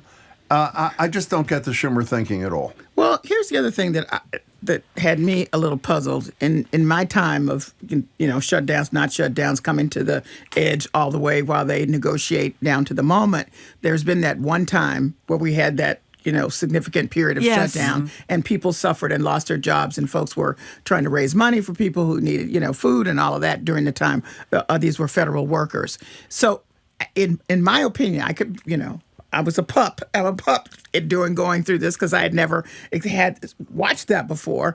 We didn't know what the pain was of people. We're in a different situation. This other guy has come through with the machete and the machine and cut out all these jobs. So you're hearing from people who have lost their jobs, who have lost their benefits, who are suffering right now. It's not something you have to imagine. It's right there. So I'm unclear about how others of them who may still have jobs, rightfully so, how they're benefited by your voting. I guess I'm just totally confused. Can I say two more things here just to be clear? One, we didn't make clear, the shutdown is midnight tonight. Right. If this doesn't go through. CNN is reporting as we speak. Ordinarily, when the leader of a party in a body votes a particular way, the assumption is his or her members are going to come with him. CNN is saying, don't hold your breath. It's possible there will not be, they need 7 Democrats because he needs 60 votes in the Senate. There are 53 Republicans. It's possible that Democrats will not follow Schumer's lead, and maybe there will not be a deal. And for those who say, why would you want a shutdown? Well, as Callie was suggesting a second ago, the goal is the big picture here. Right. And if the Democrats have to stand up and there's a short-term shutdown to achieve the greater goal, which is stopping some of the pain of what Trump is inflicting, that's what House Democrats like AOC, Ayanna Pressley, and a lot of moderates, by the way, are saying has to be done. But Schumer obviously decided fading would be a better way to go. I'm totally perplexed. And more to the point, they can just point around and say, look here, look here, look here. This is what it looks like if you have these cuts. Now we're talking about the cuts that all of you said, I don't care who you voted for, said you did not want.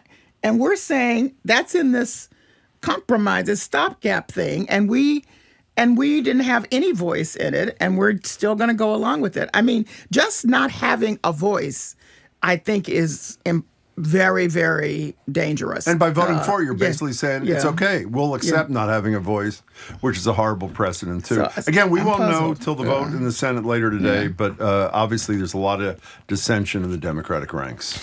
Well, the Trump administration, of course, is already appealing at least the first ruling, but 2 federal judges have required that Trump's administration rehire perhaps as many as tens of thousands of these probationary workers, new to the job, let go in these mass firings across a bunch of agencies,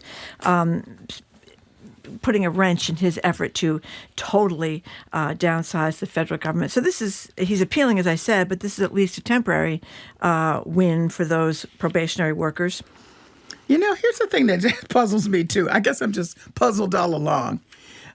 If you had asked anybody of whatever political persuasion, do you think some people probably need to be cut? Some of these jobs. Do we think we need to tighten up a few things? Everybody would say yes. Yes. Do you think there should be a time to sort of audit and see where are the people doing the critical work that we need, and let's take a look at some of the others, maybe not so much. You would have full support. So I'm unclear about the need to go through with a machete in 2 weeks to cut out people, and as one judge said, based on a lie. I'm just unclear about it.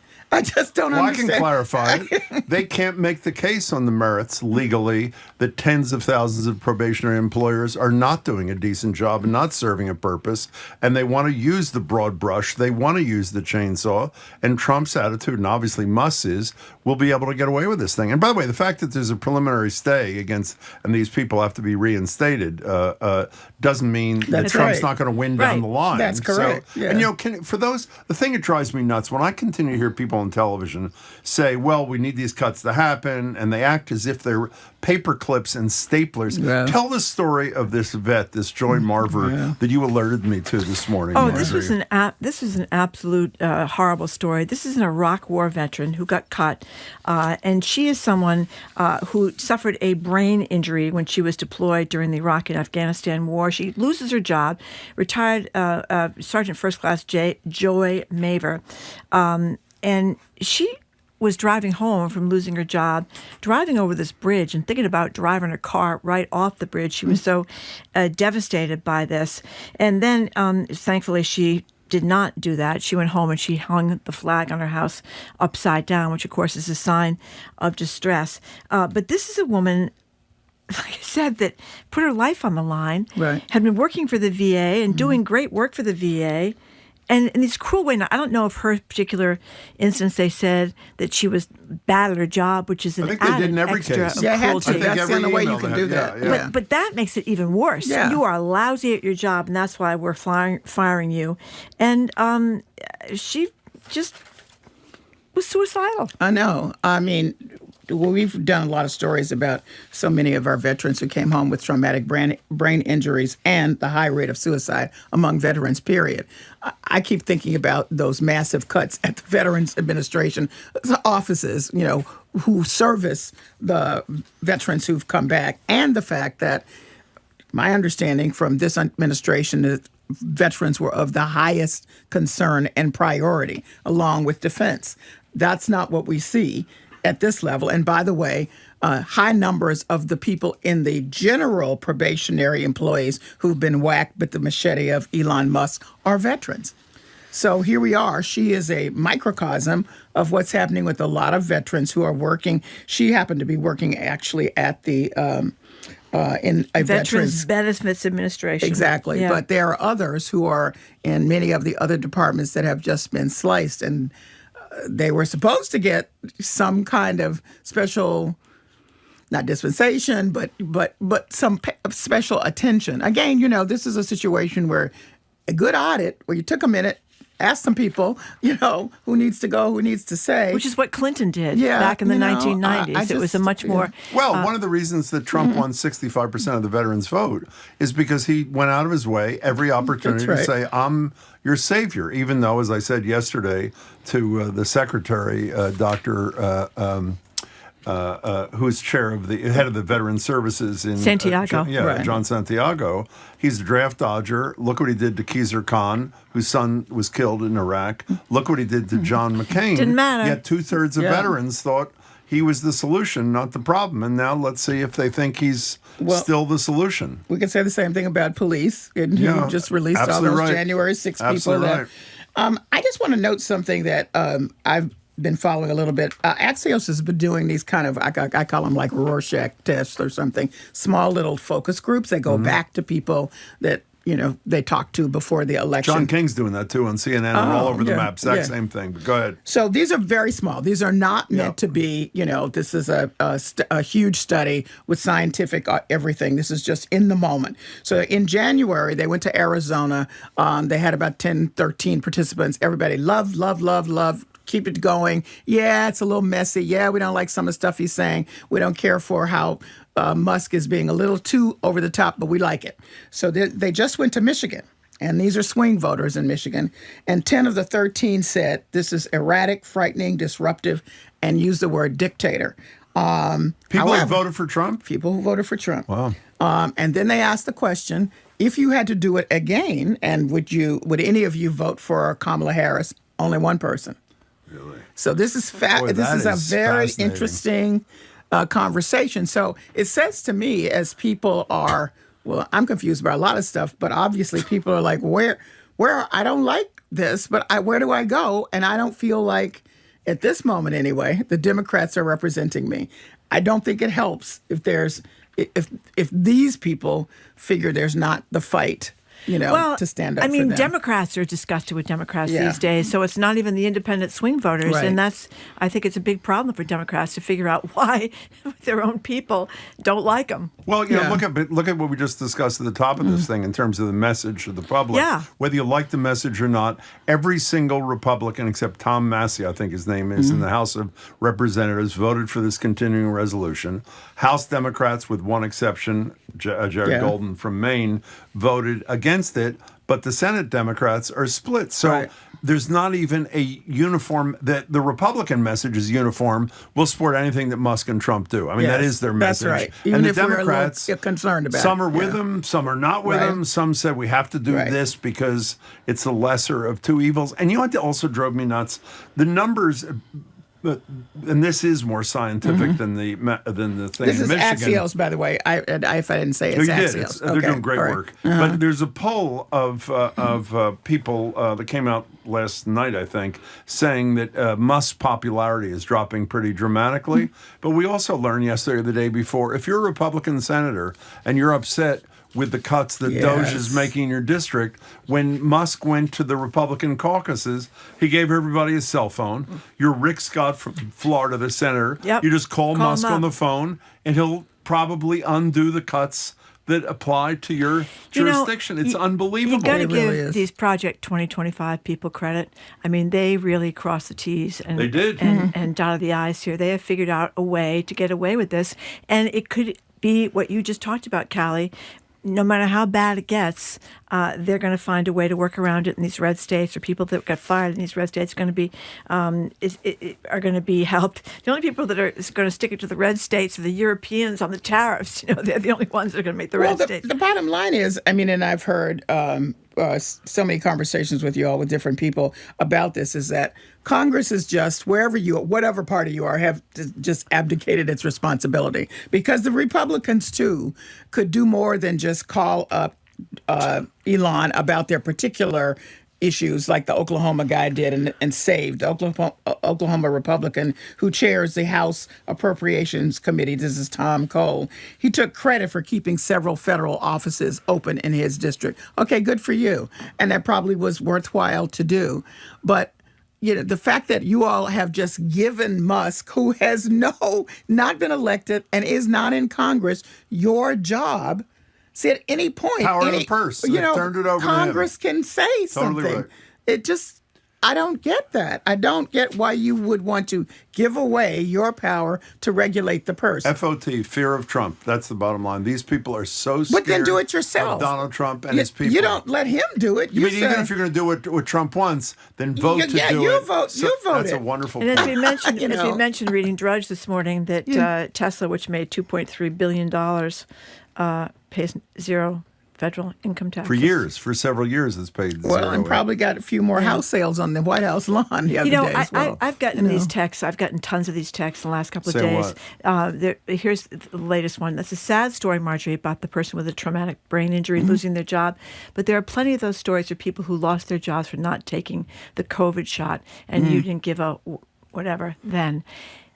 Two totally different things. I mean, there were a lot of mistakes made during COVID, but you can certainly understand why, not knowing enough about COVID, they didn't want people going into people's houses, emergency medical technicians and cops and stuff who didn't have a shot. And certainly we were not talking about tens of thousands. And I didn't hear about anybody who was an Iraq war veteran with a traumatic brain injury losing their job over a COVID shot. I mean, I think we still, as we know, here 5 years post-COVID, there is a lot of, I think, misunderstanding about the public nature of some of those jobs. You know, if you were at home or you didn't interact with a lot of public folk in your job, don't get it, you know. But just look at Texas. Just take a look at Texas right now with those measles, which, by the way, in a minute, we're going to see grown folks die of it because this is very contagious. A grown person, an adult in New Mexico did die, actually. I bet you remember getting measles. You remember getting the measles? I was in a dark room for a week. Yeah. It was horrible. I didn't even, of course, then didn't know how contagious it is, but it's really, really contagious. And you get really, really sick. Exactly. So I don't, there's a lot of discussion that is still ongoing about that, but I think that most of the concerns for people who were interfacing with other large groups of people in the public, that's where it came down to. Well, I thought you were going a second ago about this. Is it Marver or Maver? Marver. Joy Marver. That's the veteran. The veteran we talked about a minute ago. We've said this before, and this is not the fault of the public. It's the fault of people in government. People have no idea what government does. Right. This story's been told about 10,000 times, but I'll tell it again. Everybody's had this experience. Marjorie and I and a couple of colleagues went to Boston Common many years ago for a Tea Party rally, and we went because we had never seen, what's her name? Sarah Palin. Sarah Palin before, and wanted to see her. This is when she was in her prime. Right. And the first sign I saw, and you've all seen these signs on television, don't let government take over my Social Security. I mean, and you're looking at this saying, do they not know? That is government. Understand? Yeah. And I think, and again, it's not the fault of busy people doing their lives. They're not supposed to be civics experts, even though we should know more than we do. It's those in government spend almost no time marketing the important things that government does in everybody's lives. That's true. I mean, look on the street, from the street lights to painting to filling the potholes, assuming they fill the potholes. I mean, they haven't been filling the potholes. I have noticed that. Yeah. We only have a minute left here before you tell us what you're doing Sunday night. But we promised people we'd give an update every day on Mahmoud Khalil, who's the Columbia graduate student who just graduated with the green card, who's still, as far as I know, in Louisiana, lockup in Louisiana, having committed no crime. It is a pure First Amendment case, isn't it? I think it is. But so it comes down to there are those people who have gone with the administration's description of it as a national security case. But if there is no evidence, I think you can get people to go with you if you have some evidence of the guy, connecting with Hamas. Whatever. Where's the evidence? People keep saying, show it. He's pro-Palestinian. Yeah, which is not the same thing. Of course. But that's not clearly understood. But in the meantime, what's happening to him is really scary for those of us who live in America and believe there is a process to go through, and that anybody would be saying there's a process to go through if there was. This is so highly charged. So this is all very highly charged, and I think it's pretty scary because we in Louisiana, first of all, I have relatives because I spent a lot of time in Louisiana. You don't want to be jailed in Louisiana. It's supposed to be anywhere. a horrible jail that Did you he's read this into. morning? He thought he not was good. being kidnapped when he was taken Yeah. originally. I mean, it's just... And they just didn't tell not him. good. It didn't tell him where he was. And as I said yesterday, some guy accused of child pornography was let out on bail Exactly. In Massachusetts. In Massachusetts, that's right. And this guy is hauled off to Louisiana in the middle of the night. Anyway, Callie, what's on the show Sunday night, 6:00, GBH? So we're just diving into some local issues, and we're talking about the MBTA Communities Act, as you know, because you've discussed it a lot. A number of communities are pushing back against that act. So we're talking about it, once again, explaining what it's supposed to be, who has the right, as Attorney General Andrea Campbell does, and the Supreme Court has said again, to go forward with this and what it means for those communities who are pushing back. We're also talking about these liquor licenses. Finally. When I got here years ago, I could not believe how much... It's outrageous. How much stuff is going on with liquor licenses. Finally, you get to a point where there are some liquor licenses that are very, very directed to communities that have been squeezed out all this time. And now it turns out it's really problematic to do all the stuff you have to do to be able to implement. So we're looking at a couple of communities, one that has a license and one that would like to have one, and just wondering, good grief, can we make it happen? And also the fact that the new ICE director on an interim basis has Boston roots. Yeah, he does. And isn't it interesting, of all the people to select to do that from New England, that's not where you think you'd get your person, but okay.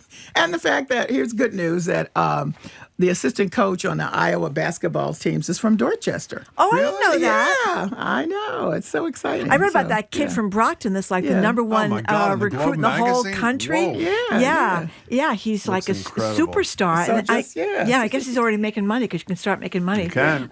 When but you're here still you in are, high March school. Madness, all that. Oh, and of course, the second part of our show is about Guinness just blowing up again because of the Gen Zers and the millennials and the celebrities. It's hot. So Guinness? Yes, Guinness. Why is Guinness hot? Why is it so Irish? Well, all of that stuff we're talking about. Do you like Guinness? I'm not a beer drinker, but it was Okay. pretty tasty. Okay. I love the cultural heritage tie. Yeah. The foam on the top is kind of fun. And carbonated it takes a long time to pour. You have to pour it does. correctly. Yeah. All of that. So Callie will be listening, and we'll Okay. be watching and listening this afternoon, 2:00. All right. Thanks Thank you, so much. Callie Good to see Crossley. you. We've Thank been you. speaking with GBH's Callie Crossley, host of Under the Radar with Callie Crossley, Sundays 6 o'clock here on 89.7. That's 6 o'clock. You can also hear Callie's commentaries Mondays for GBH's Morning Edition, and she is co-host of GBH's Culture Show, which airs daily at 2 o'clock. They're going to be here in Brighton, though, today for their week in review. Callie, thank you very much. After a quick break, we're going to be joined by Boston Globe travel writer Christopher Muther, who's going to tell us about the refurbished Von Trapp Lodge in New Hampshire. Plus, no more free checked bags on airplanes. You're listening to Boston Public Radio 89.7 GBH, streaming at youtube.com/GBH News.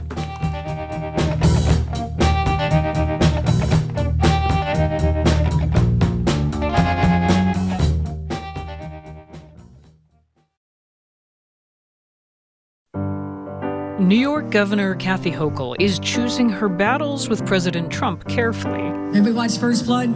Someone draws First Blood, you respond. I didn't draw First Blood. Okay. I'm Mary Louise Kelly. From immigration to government spending, the fine line in Hochul's approach to the Trump administration. On the next, All Things Considered from NPR News. Today at 4, here on GBH News 89.7.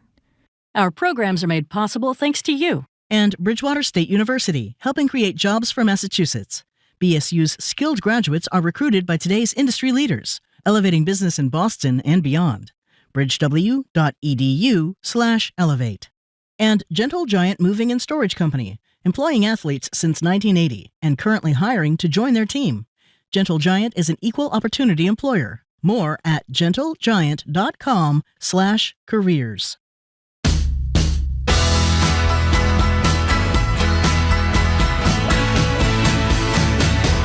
Welcome back to Boston Public Radio. Marjorie Egan and Jim Browdy streaming at youtube.com/GBH News.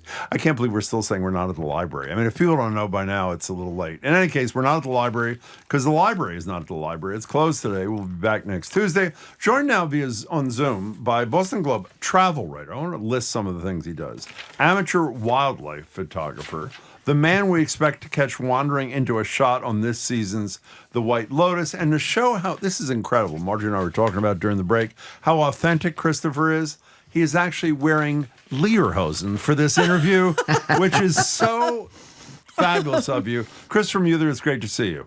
Yes, it certainly is. The lederhosen are adorable. Thank you. I love breaking out my leather lederhosen this time of year. I bet you do. Okay, so to get us in the mood for your next segment, here is a little sound of the famed Julie Andrews singing The Sound of Music from the 1965 musical. I love this. With the sound of music. With Okay, that's songs they enough. have Go ahead. Why are we playing that, Marjorie? Yeah, why are we playing that, Christopher Muther? We are playing that in celebration of the Von Trapp Family Lodge up in Stowe, Vermont, turning 75 years old this year. And also the movie turned 60 this year. So in case, you weren't feeling old enough, now you can feel extra old because, the movie's 60 years old. I'm not, but the movie is. And the Von Trapp Family Lodge has gone through a bit of rebranding and renovation. They're now called the Von Trapp Family Lodge and Resort. Ooh. Okay. And actually, there was no Von. Before, it was just the Trapp Family Lodge, and now they've added the Von and the Resort. So what do you think? Is it snazzy? It's snazzy in a way that isn't like the usual Christopher Muther snazzy kind of way.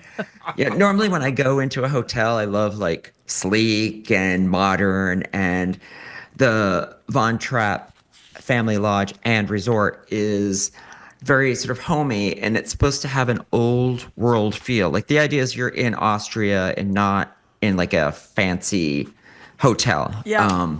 So once I sort of got that through my brain, I really enjoyed it. And did you write in this thing, or did I imagine this in your piece, that the Von Trapps themselves made like no money off this whole zillion-dollar kind of thing? Tell us, Christopher. The play, the movie, nothing. Yeah, Maria Von Trapp, who of course Julie Andrews portrayed in the film, and Mary Martin on Broadway. Jim, I think you were there. The Broadway opening. I was at opening night. It was 1932. I was there. It was great. It was a great night for all of us. Yeah.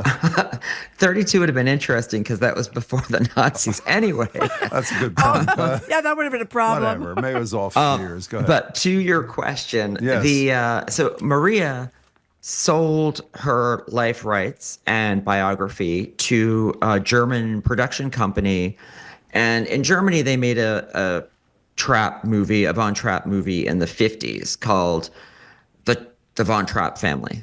And so at that point, she sold it all for $9,000, which in 1950, whatever, was a lot of money. However, not enough. I mean, little did she know her story was going to become a Broadway sensation, a film that would be loved for generations, broadcast every year on network television. So I think the family has a little bit of, they really try to make it clear what reality is and what the Sound of Music reality is. Does everybody go to this joint because of the Sound of Music? I don't mean to disparage the quality of the joint, I'm sure. So is that why they're there, right? Yeah, I think first and foremost because I, sort of went into 60 Minutes investigative reporter mode and asked people, hey, I'm from the Globe. And I've had a few glasses of wine. Are you here because of the Sound of Music? More, please. And they seriously, I asked people, and for the most part, people said yes, they were there because of the Sound of Music. And it was very sweet, like generations of people, like young, older, like all love the music and we're all there. However, they were also really happy to be there just because it's a beautiful place. One more thing that I learned, and I was very distressed about this, considering, the climb every mountain, ford every stream. Yeah. They weren't climbing the mountain. I thought they went over the Alps when they left.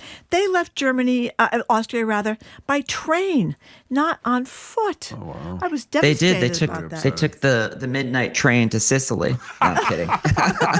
So that's that Gladys Knight song from 1932. We knew. If you have to explain it, Christopher, there's no point to use the line. You know what I mean? Now, apparently there's I will By the way, explain. Christopher was one of the original Pips, for those who do not know. Okay. And Thank you for remembering, Thank Jim. you. Well, we're talking about northern New England. This was, of course, the Von Trapp Lodge in Stowe, Vermont. There's this 5-star, they hope to have a 5-star hotel up in Tilton, New Hampshire. Wherever that is. Yeah, up in the Lakes region. Oh. So, Yeah. not far from Winnipesaukee. There's a couple who are building what they hope will be a 5-star resort. And I sort of came into the story because Forbes had just released their latest list of 5-star properties for 2025. And I noticed, because I've been doing this for 10 years, that New Hampshire is never on there, not even a recommended. So I started searching around, and I found these folks who, claim they're building a place that will be 5-star. And then I went up and talked to them, and I was like, Jiminy Christmas, this really will be a 5-star place. They're doing everything. I was really impressed. Well, give us a couple of examples of what makes you a 5-star place. What are the criteria you have to meet? I mean, it's everything on the broader level, from service. It has to be the service has to be impeccable. So, they have to hire the right people, and they've been hiring, and they're not opening until the summer. But even the smallest things, for instance, sometimes you're in a hotel and the hangers in the closet are sort of attached. They're attached to the rod. You can't take them out. A 5-star Forbes hotel can't have that. The hangers have to come out. All of these things, which just lead to the rating. And these are very small examples, but these are all the details that they have to take into consideration as they're building the place. And it also just has to be gorgeous, and it has to have a view. It doesn't have to view. It has to be impactful. So to put it another way, to be a 5-star hotel, you have to be able to steal the hangers. Is that Yeah. essentially Well, what you're saying? Okay, Yeah. you wrote in your piece an outdoor infinity pool, 2 hot tubs, year-round mineral spa. 2 hot dogs? I don't know what that is. No, hot tubs. Oh, hot tubs. 4 pickleball courts. Apparently, pickleball is Pickleball. Pickleball. Not picketball. Did I say pickleball? No. Pickleball. I didn't mean to say pickleball. Tennis court, apple orchard, meditation gardens. I mean, it does seem to have it all there, right? Poolside restaurant, beachside bourbon bar. I mean, you've covered the bases here. I bet you he was at the beachside bourbon bar with the Pips, don't you think? It's not there yet. And then you have this beautiful picture of the dining room, which with these really high What are you ceilings. reading this whole column? Yeah, what is he here it's for? Gorgeous. It's gorgeous. Why don't you? I hope they don't have any cyanobacteria up there on Lake Winnisquam, though, That is because not that could good. be a problem. What is cyanobacteria? It's what the lakes all over New England are getting because of climate change. All right, Marjorie, you're really Debbie Downing this story right now. It's Friday. Some of us are you're killing my buzz, if you know what I'm saying. I don't really care about New Hampshire cyanobacteria. much. Okay, I'm sure it's going to be great. Now, when you were here last time, we talked about you being at the Four Seasons. Correct me if I'm wrong. Four Seasons that became the White Lotus for season 3. Did we talk about the cheaper thing you found in Thailand? We didn't. So what'd you do when you left the Four Seasons, where you only stayed one night because it was like $2,000 and you're paying for it with my subscription?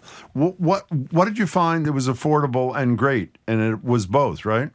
Well, I made sure first that I earmarked the money from your subscription to pay for my night at the Four Seasons in Thailand. I appreciate it. And so the way that now I can talk more about it, because when I was here previously, the show hadn't started yet, and I wasn't allowed to sort of talk about the different filming locations. Oh, do that. Great. So what happened was, this, I don't know if you're watching the show at all. Yes, I am. And I want a review when we're done with this. But don't do don't blow it for people who haven't started yet. There's only 2 all right, episodes. I'm going to blow the whole thing right now. I'm kidding. Okay. So the way that Mike White, the creator, director, writer, has done it is that most of a lot of the scenes are filmed at the Four Seasons in Koh Samui. However, there are 2 other hotels that he also films at, and it looks like it's one hotel.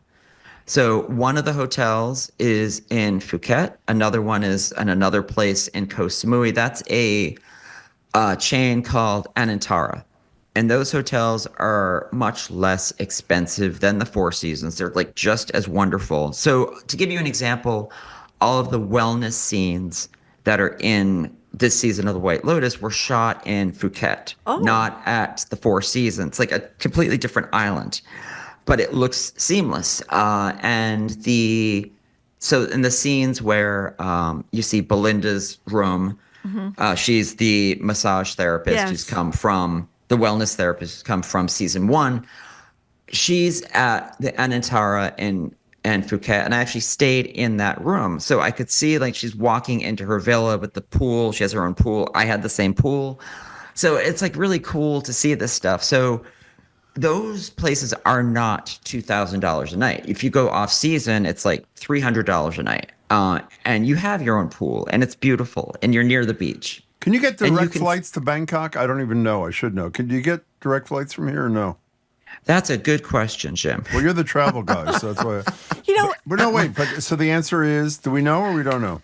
I don't know off the top of my head. I don't want to give bad information. Okay. My flight was not direct. Okay, I know you're not a movie reviewer, but have you seen the first 2 episodes of White Lotus? I have. What do you I've seen think? the first 4, I think. You've seen the first 4? first Yeah, there's been 4 so far. Okay, I've only seen 2, so maybe it gets better. But so far, the only person I care about in the whole bunch is Belinda. The people are so obnoxious. I don't really care what happens to any of them. And is one of them Arnold Schwarzenegger and Rhea Shriver's son? Yes. Yeah, I thought so. He does a great job at playing the jerk. He's a good actor. Yeah, he's a jerk. However, the character who you will care about and who is becoming the cult breakout Jennifer Coolidge of this season is Parker Posey. Which makes me so happy because I adore Parker Posey. So do I. And She's the wife. She's the wife taking a lot of pills. Yes. Yeah. Exactly. Okay. All right. So I should keep going then. I should not give up. Do not give up, at least for the scenery. I mean, you've seen the hotels. Unbelievable. Now, I've given you the lowdown of sort of you can stay at some of these places on the cheap. I mean, they're not cheap, but they're cheaper than the Four Seasons.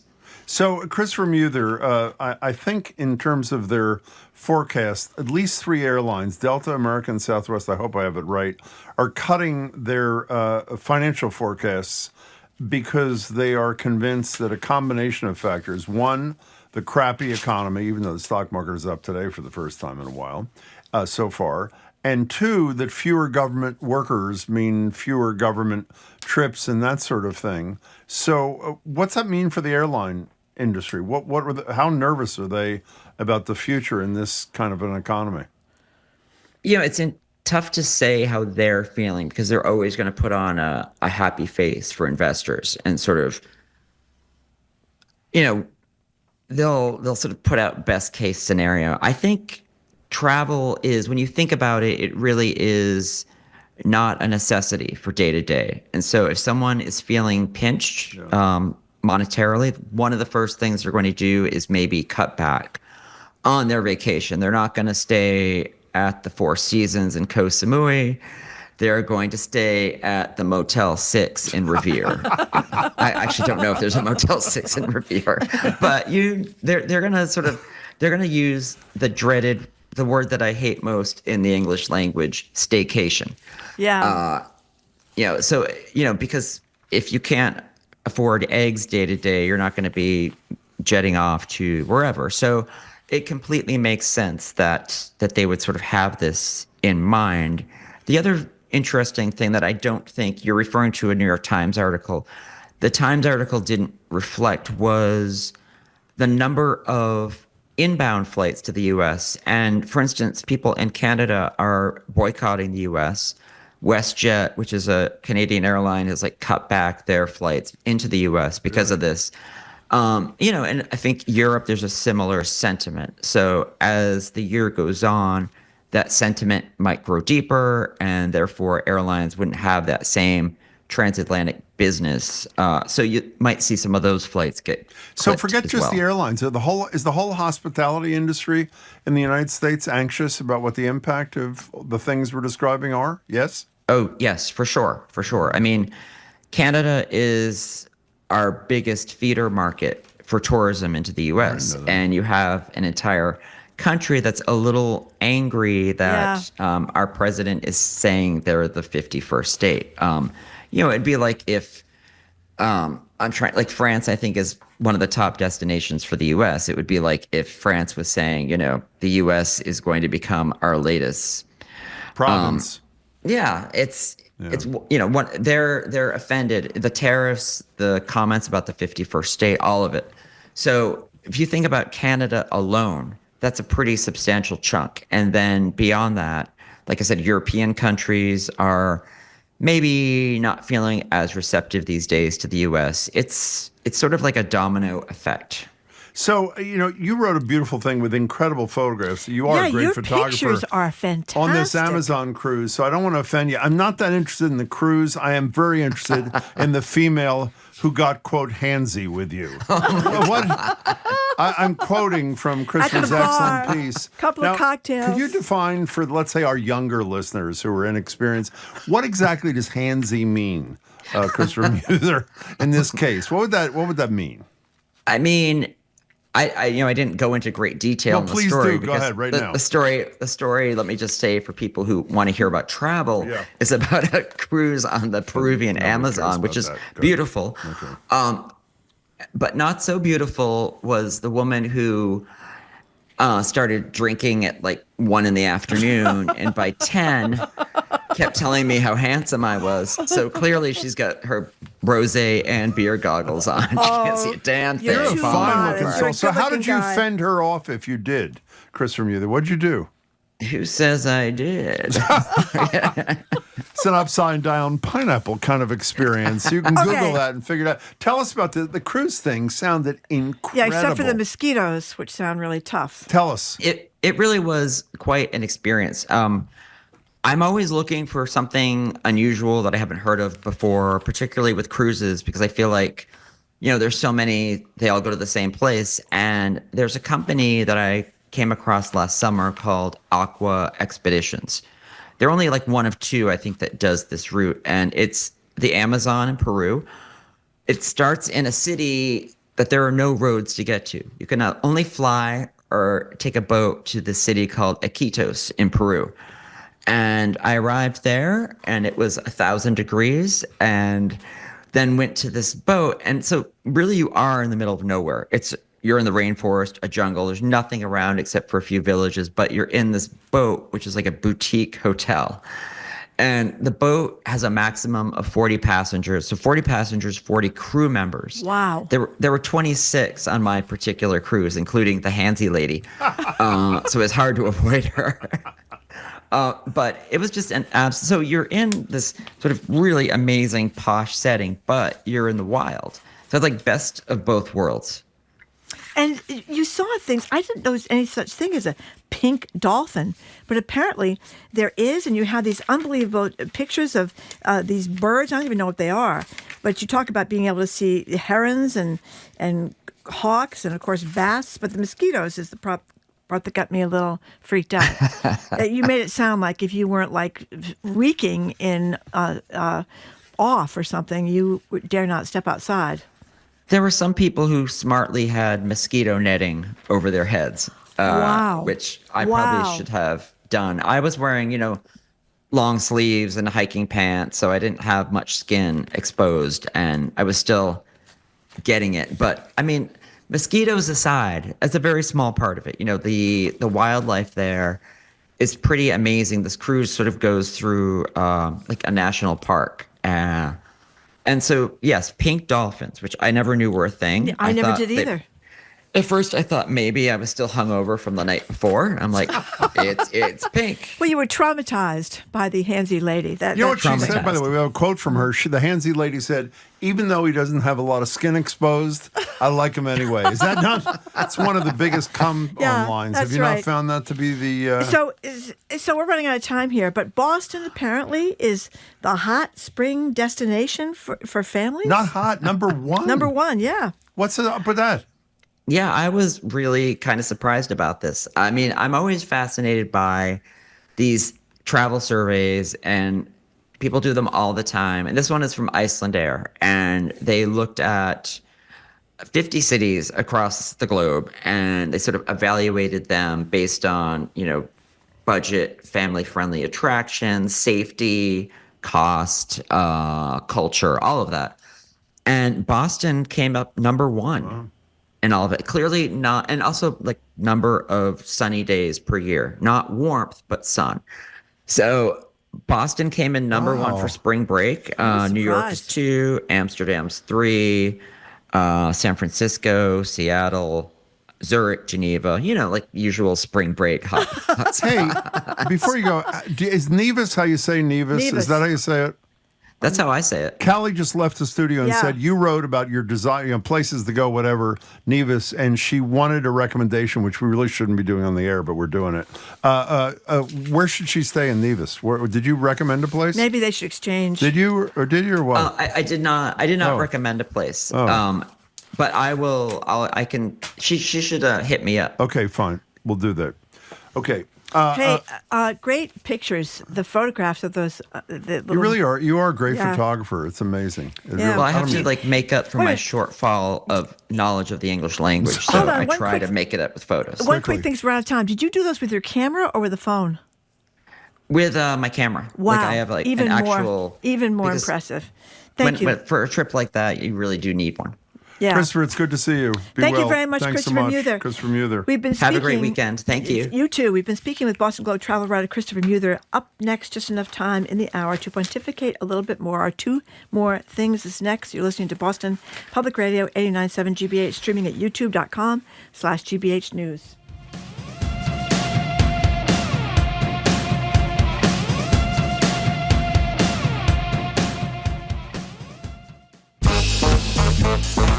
This week on Under the Radar with Callie Crossley, the new acting director of ICE has Boston roots, ongoing pushback to the MBTA Communities Act, and new liquor licenses in Dorchester and Mattapan are here. Can small businesses make them work? That's Under the Radar with me, Callie Crossley, Sunday night at 6 here on 89.7 GBH and the GBH app. Support for our programs comes from you and the Museum of Science, where you can experience the heart of New England, their giant screen film showcasing this iconic region. You can see it now on the IMAX Dome screen. Tickets at mos.org. And Safety Insurance, offering auto insurance policies designed to help for when the worst happens. You can ask an independent agent about safety insurance. Safety Insurance. We'll help you manage life's storms. Welcome back to Boston Public Radio. Marjorie Egan and Jim Browdy, streaming at youtube.com/GBH News. Obviously, we're not at the library. Here is our 2 more things thing, where Marjorie and I each tell you, at least Marjorie does. Do you want to go first? No, you go first. Okay. I love you going All first. right. Of one more thing. Here she is. Okay, what's up with Mrs. J.D. Vance? That would be, of course, Usha. Last night, she and her husband got booed as they entered a concert at Washington's Kennedy Center, which Donald Trump called too woke, installed himself as chairman of the board, canceled the gay men's chorus, and then other performers canceled themselves, including those from the musical Hamilton, probably the most famous musical and best one of all time, which features an all-black cast. You don't want to hear the booing? Oh, you got it. Great. Here is the sound of the boos from last night. It's pretty intense. Yeah. The Vances were 25 minutes late. That's not why they booed them, though. I think it was about politics. Anyway, here's part 2 about Usha. So you may remember at the inauguration, Bishop Buddy was trashing Donald Trump and J.D. for their lack of mercy for gay and trans people, for any people, actually. J.D. kept looking at his wife, looking for agreement or acknowledgement at least, but she ignored him, not once, not twice, but 3 times, staring straight at the bishop as she kept trashing her husband. What's up with Usha Part 3? Okay, we all know J.D. Vance wants to shut down DEI and assumes everybody who get hired, if they're a black woman or if they're black anybody, a woman, a gay, or any person of color, only get hired because they're black, a woman, a person of color, or gay. But get this, Vance's mother, an Indian-American woman, just like Usha, she is Ms. DEI on steroids at the University of California in San Diego, where she's the provost and vice president, has probably written more about DEI in favor than anybody possible. Now, you would assume, in JD's view, that makes her unqualified to have that job, right? She's a grandma who should be fired, or at least told her DEI writings should be disappeared, like they are at colleges all across the country. Well, guess what? He hasn't fired Grandma, and her writing remains. So, but back to the missus. A few weeks ago, when a Dodge whippersnapper got fired, then rehired. What did I call it? Dodge, Dodge, whatever it is. When that whippersnapper got DOGE, got fired and rehired after social media posts declared racism is cool, like this kid said, and called for the normalization of Indian hate, J.D. Vance said social media posts should not ruin a kid's life unless, of course, that kid doesn't work for Doge or supports DEI. So, Usha, what are you doing? And if it's a question of you, your mom, or JD, who wins?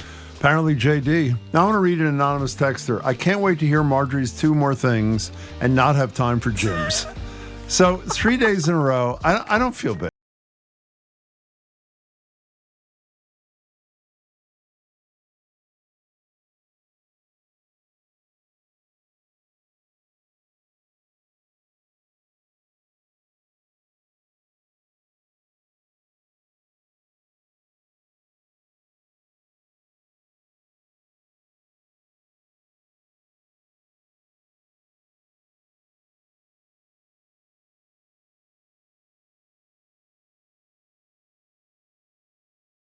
Is your home for quality local news and conversations that matter to you. Listener support is essential to providing the critical resources needed to cover the issues of the day with accuracy and accountability.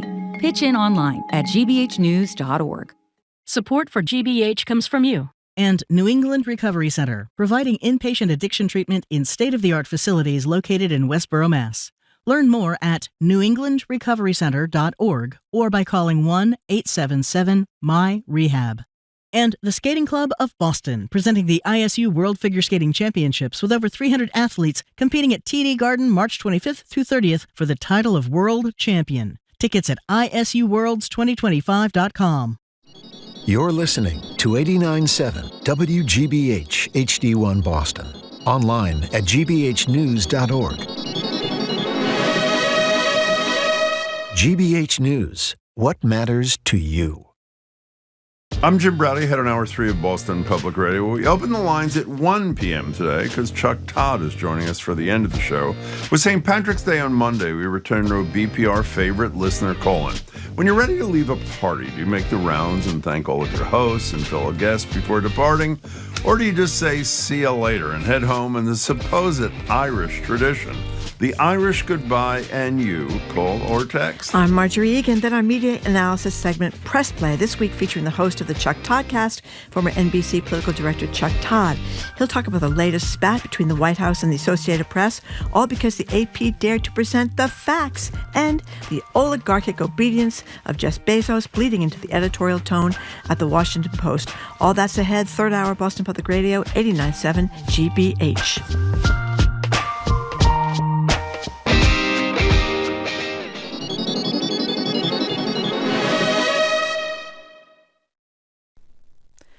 Live from NPR News in Washington, I'm Lakshmi Singh. The Trump administration is appealing this week's court rulings that reverse some of the mass firings of probationary federal workers. Meanwhile, federal agencies are still proceeding with plans for large-scale reductions in their workforces. Here's NPR's Stephen Fowler. One of the first steps in the Trump administration's plan to shrink the size of the government was terminating probationary workers who were new to their roles. But courts keep finding those firings were done in a way that broke the law. Thursday, a federal judge in California ordered 6 agencies to offer reinstatement to probationary employees, and a Maryland district judge gave a similar directive to more than a dozen departments and offices. The next phase of restructuring asks agencies to conduct large-scale reductions in force in the coming months. Stephen Fowler, NPR News, Atlanta. Secretary of State Marco Rubio says the U.S.'s engagement with Russian President Vladimir Putin's been positive and productive. He says the two sides will probably convene this weekend to keep talking about ending Russia's more than 3-year-old war in Ukraine. I think there is reason to be cautiously optimistic, but by the same token, we continue to recognize this is a difficult and complex situation. It will not be easy. It will not be simple.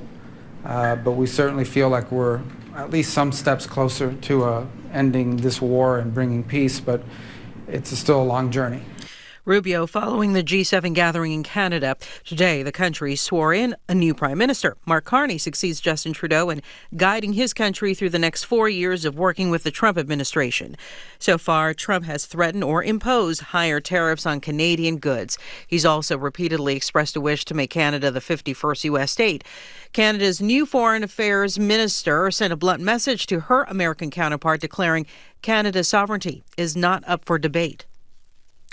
Hamas says it is willing to release the one remaining living Israeli-American hostage, along with the bodies of 4 other dual national Americans. They've been held in Gaza since the October 2023 attack on Israel. The militant group made the announcement online on its Telegram channel.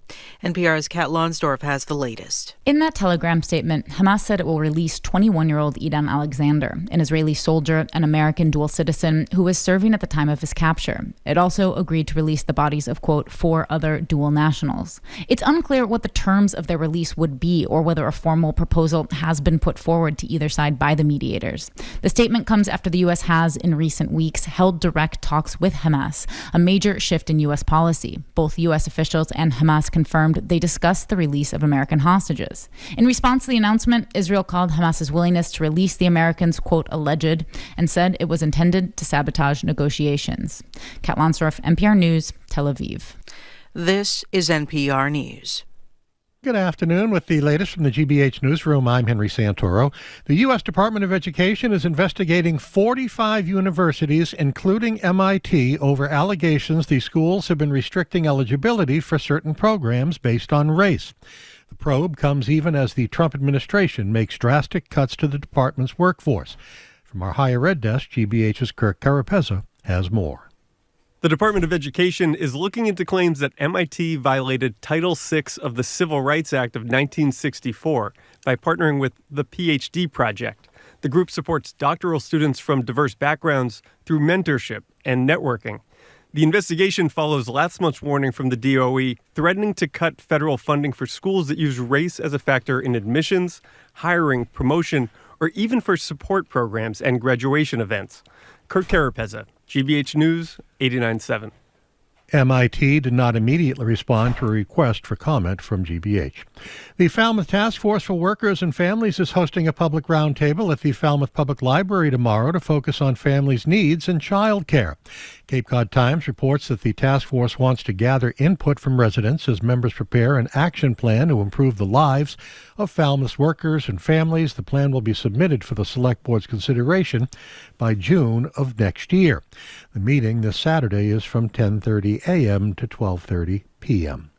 Celtics and Heat go at it tonight in Miami. Red Sox play the Marlins this afternoon. That's a 4 o'clock start. We're at 50 degrees in Boston. This is GBH News. Support for NPR comes from NPR stations. Other contributors include Fisher Investments. Fisher's dedicated team of specialists provide resources on investing, retirement income, estate planning, and more.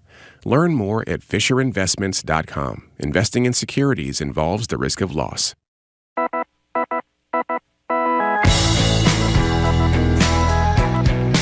It's Jim Browdy. I am Marjorie Egan. Welcome to hour number 3 of Boston Public Radio, 89.7 GBH. We are streaming at youtube.com/GBH News. We'll be back at the library where we are not today because it's closed. We'll be back on Tuesday. So Hello we're again, Jim. Hi there, Marjorie. We're going to celebrate the beginning of St. Patrick's Day weekend with a listener favorite, not just our favorite, a listener favorite, the debate over the Irish goodbye. If you're unfamiliar with the Irish goodbye, it's when you leave a party or any sort of gathering without acknowledging your exit or bidding your friends, family, colleagues farewell. Are you Irish and guilty? Well, I shouldn't say guilty. Do you practice the Irish goodbye? I am not Irish, and I practice the Irish goodbye. Is it even an Irish trait at all? Marjorie would be Irish. She does not practice the Irish goodbye. And what about other goodbyes, Marjorie? You know what the Jewish goodbye is? What is the Jewish goodbye? The Irish goodbye is you leave, but you don't say goodbye. The Jewish goodbye is you say goodbye, but you don't leave. That would be me. That would, it wouldn't be me because I'm out of there immediately. And any other goodbyes. But the real topic is any of this acceptable to just leave and slink out with But the key central theme here, which everybody has an approach to, how do you exit a gathering, a party, when you, how should I put this, know that you've reached your limit, which is really the deal. The number is 877-301-8970. How do you leave an event? What's your skill? And I should say, and I'm proud of this, by the way, I don't think there's anybody on the planet, and I know this is going to sound arrogant, who is better at leaving an event than I am. And I don't think there's anybody on the planet who is worse at leaving an event than Marjorie is. Is that fair to say? Well, you have a strategy. I do have a strategy. You tell everybody you can only stay for 15 minutes, and then your alarm goes off. You give them a little notice on the way in that you're going to get out. No, but slinking out is a By the way, do you think anybody cares if you leave a party, even though you feel guilt-ridden that you didn't say goodbye to the 300 people who were there? I think the person who may be least offended is the person you think you should thank and tell them you're leaving. The host. Yeah. Because if the host can spend the entire night afterwards, saying goodbye to people, having people come up to him and say, I'm leaving, and the host is thinking, gee, everybody's leaving, and they would rather be talking to their other guests instead of standing by the doorway as people come up with their made-up excuses about why they have to leave. Do you know what but this is not at Marjorie's area of expertise. Well, someone's complaining that I'd hogged your two things, Jim. Yeah, it's me complaining. Mm-hmm. In any case, here is the point I'm trying to make. What is Marjorie, this is actually one of her best qualities, which is unfortunate for her. I can't leave? You can't ever leave. If anybody wants to talk to you, you are such a kind soul. You will. It doesn't matter who it is or where. No, you are that kind. Mm-hmm. You will do that forever. My view is you should, as Marjorie said, set a time limit and leave. There is an exception. One of the stories we read, I didn't know anybody besides me had this rule. You know what my one rule is about not doing the Irish, by the way, is it like racist or something to be saying the Irish goodbye? Is it horrible? I think the Irish need not apply stuff. It's over now. Okay, fine. So you know what the one exception of the rule is? If you're at a fairly small gathering and you are fairly convinced that somebody who's at the gathering, you listen to this carefully, is going to be dead before you see them next time. No, I'm totally serious. You sort of have to say goodbye to them. I'm serious. So if somebody, I don't mean they have a terminal illness, but you sort of sense they're on their last legs, you at least have an obligation, even if you are the practitioner of the Irish goodbye, to say goodbye to them. So we want to know your strategies for getting out, or you're the kind of person who says, I don't want to get out. I want to stay and be the last person. Now, is anything worse than that? You throw a lot of parties at your house. Oh, every weekend. Even though I'm invited to none scene. of them. I should say, no, it's true. None of them. Don't you feel there's a point at which you want people to just get the hell out of there? Yeah, I don't want everybody to say goodbye. goodbye. And you don't know how to do it. How do you get rid of them? Oh, one time I you actually put on did your have PJs? to say. One time I did have to say. To whom? I got to go to bed now. Who is it? Somebody I know? No. Yes, no, it is. I no, can tell isn't. it is. And Marty's afraid it's I'm two going people. to convince her. Who were they? They were together there. They she were? and her boyfriend, yeah. They still staying there? Time to go to bed. Nice. Thank you for coming. So before we get to the calls, it was like 2 o'clock in the morning. Just so people don't think I'm exaggerating, even if you want to leave an event, you were generally too guilt-ridden to actually be one of the first people to disappear. No, we talked about the Irish goodbye a few years ago, and I thought to myself, I'm Irish. I should just begin to employ the goodbye. But many people are complaining they prefer to call it the Irish exit. And they talk about leaving with stealth as soon as possible. That's what this person calls it. And they think that it sounds nicer to the ear. Think of all the Irish poets and writers. You know what the other thing is, by the way? If you carefully walk to the exit backwards, I've always found that people may think you're coming in when you're actually going out. One texter says, I paid a lot of money for these tickets to be watching the show just to end up streaming it on my phone outside the library, and now I only get one more thing. Well, that's the way it goes. Listen to this days. one. I did the Irish goodbye when I left my son's wedding reception. I told my son and his wife I was leaving, and they said, aren't you going to say goodbye to anyone else? So I shouted out, goodbye. I waved and I left. I was apparently the hit of the event for that, but it could be that everyone did just want me to leave. I don't think that qualifies. I'm not sure. I don't think it qualifies as an Irish goodbye. I think the whole point of the Irish goodbye is you don't say you're leaving. You don't create a stir. You just leave. You just slink towards the door, and when everybody's head is turned, you just leave. That's the way you do that. Yeah, here's somebody that can relate to what you're talking about. What's someone that? Who can't stop talking to people. I try to practice the Irish goodbye because otherwise my wife takes forever ever talking to everyone again. That, by the way, is supposedly called the Midwest goodbye. Oh, what is that? I don't know Well, about there's that. 12 steps for that. What is it? Well, apparently you could be hours getting out the door because you spend so much time. You start by saying, well, okay, so, and you kind of stand and stretch and ask where your coat is, and you stretch a little longer and ask where your coat is. And then you wave off the leftovers, and then you start hugging people. You're hugging this person, you're hugging that person. You may finally reach the door, and you stand with your hand on the doorknob for quite a long time trying What's to get the out the door. What's the Midwestern part of this? And just what people do in the Midwest. Okay. And when they finally get outside and they're in the driveway, they start talking to the host about when the Christmas lights went up, that kind of thing. Well, they do this forever. It takes them 4 hours. They Now, send let me out tell the you, if door. it turns, here's the other problem, and I promise, in 30 seconds, we're going to start your calls at 877-301-8970. The other problem with the non-Irish goodbye, if I may put it that way, don't you feel, if you go shake someone's hand or hug someone, don't you have to hug everybody and shake everybody's hand? Well, that's the problem with the Midwest goodbye, that you have to hug. And, everybody. Yeah, you have to hug so many people, and you have to shake the hands of so many people, and you have to keep fighting the leftovers, which people want you to take with them, that you don't want to take. That's with one you. of the things I've perfected, by the way. It's very rare in the Irish goodbye that you're able to leave with leftovers. I have done a hybrid Irish goodbye where I not only leave early. I'm going to tell a very quick story that I told before, but is one of my favorites. When I was at NECN, there was a holiday, there was a Christmas party. I've told you this. And I get to the front door, and a fellow anchor whose name, well, I can say his name, Steve Avison. He was a fabulous anchor. He says, he looks at his watch. It's a true story when I walk in, and he says, 7 minutes. I said, what is 7 minutes? I've told you the story. And he says, that's how long you're going to be here. And I did have a strategy on my honor. My strategy was go talk to the big boss. Go talk to my immediate boss, the newsroom director. I was at NECN. I get back to the door. It was literally 6 minutes and 30 seconds. But I'll tell one more great part of this. When I go over to the bar, this part you have heard, and I go to see my boss, who was a woman, my newsroom boss, she said, oh, I'm so glad to see you, Jim. I really wanted you to meet my boyfriend. And I said to her, I'm so thrilled. I've wanted to meet you too. And I turned to the boyfriend and I said, so what do you do? And he points to my boss and he says, her. I mean, God. what are you supposed to do in that?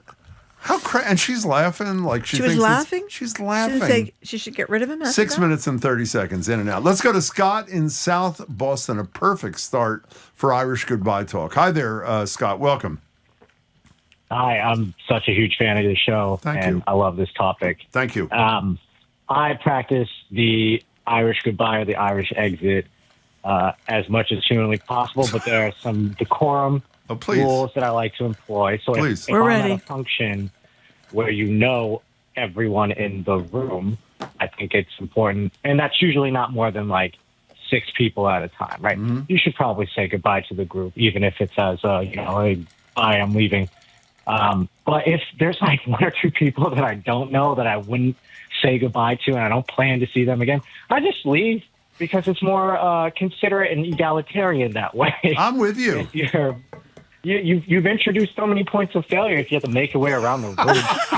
That's right. You don't Points say goodbye of or failure. shake a hand with one person. Yeah, I mean, think about it. You're Like, right. If you can either like, and the important part is that if you're going to Irish exit, make sure that it's a known behavior so that when you're gone, people are like, what happened to Scott? Oh, that's his thing. He's just gone. And then it's just this flywheel effect of efficacy. I don't have to like, I've gotten days back to my life not saying goodbye to people. And I think there's a study that says if you do this, you'll live longer or something. I don't know. Can I tell you, what I love most about this call is that you have I've thought it through. Exactly. Yeah. You have so thought it through so brilliantly. Scott, that was spectacular. Thank you for the call. You know what? The other thing, I said this before, but Scott touched on this. There are a lot of people that don't want to say goodbye to you either. They don't. And don't really care if you're there. And then it's horrible. If you go to somebody, let's assume you haven't talked to 2 people. Yeah. This is sort of a piece of what Scott was getting at. There are only 8 people at the event and 1 or 2 you haven't talked to. How phony is it to go and say goodbye and say it was so great to see you? Well, if it was so great to see you, why didn't you talk to me for the whole time? because I didn't want to talk to you. So you do an Irish exit, as Scott calls it a second ago. This is an interesting one. This is Carla from Seattle. She said, when it's time for her to go, I just stand in the middle of the party and yell, "Goodbye, everyone." Everyone yells back, and I swiftly exit. I think that's an interesting strategy. And then Rebecca from Florida is very suspicious, Jim. What's that? She says, I love when Jim has strong opinions on topics like this, and we all have to pretend like he's regularly invited to parties.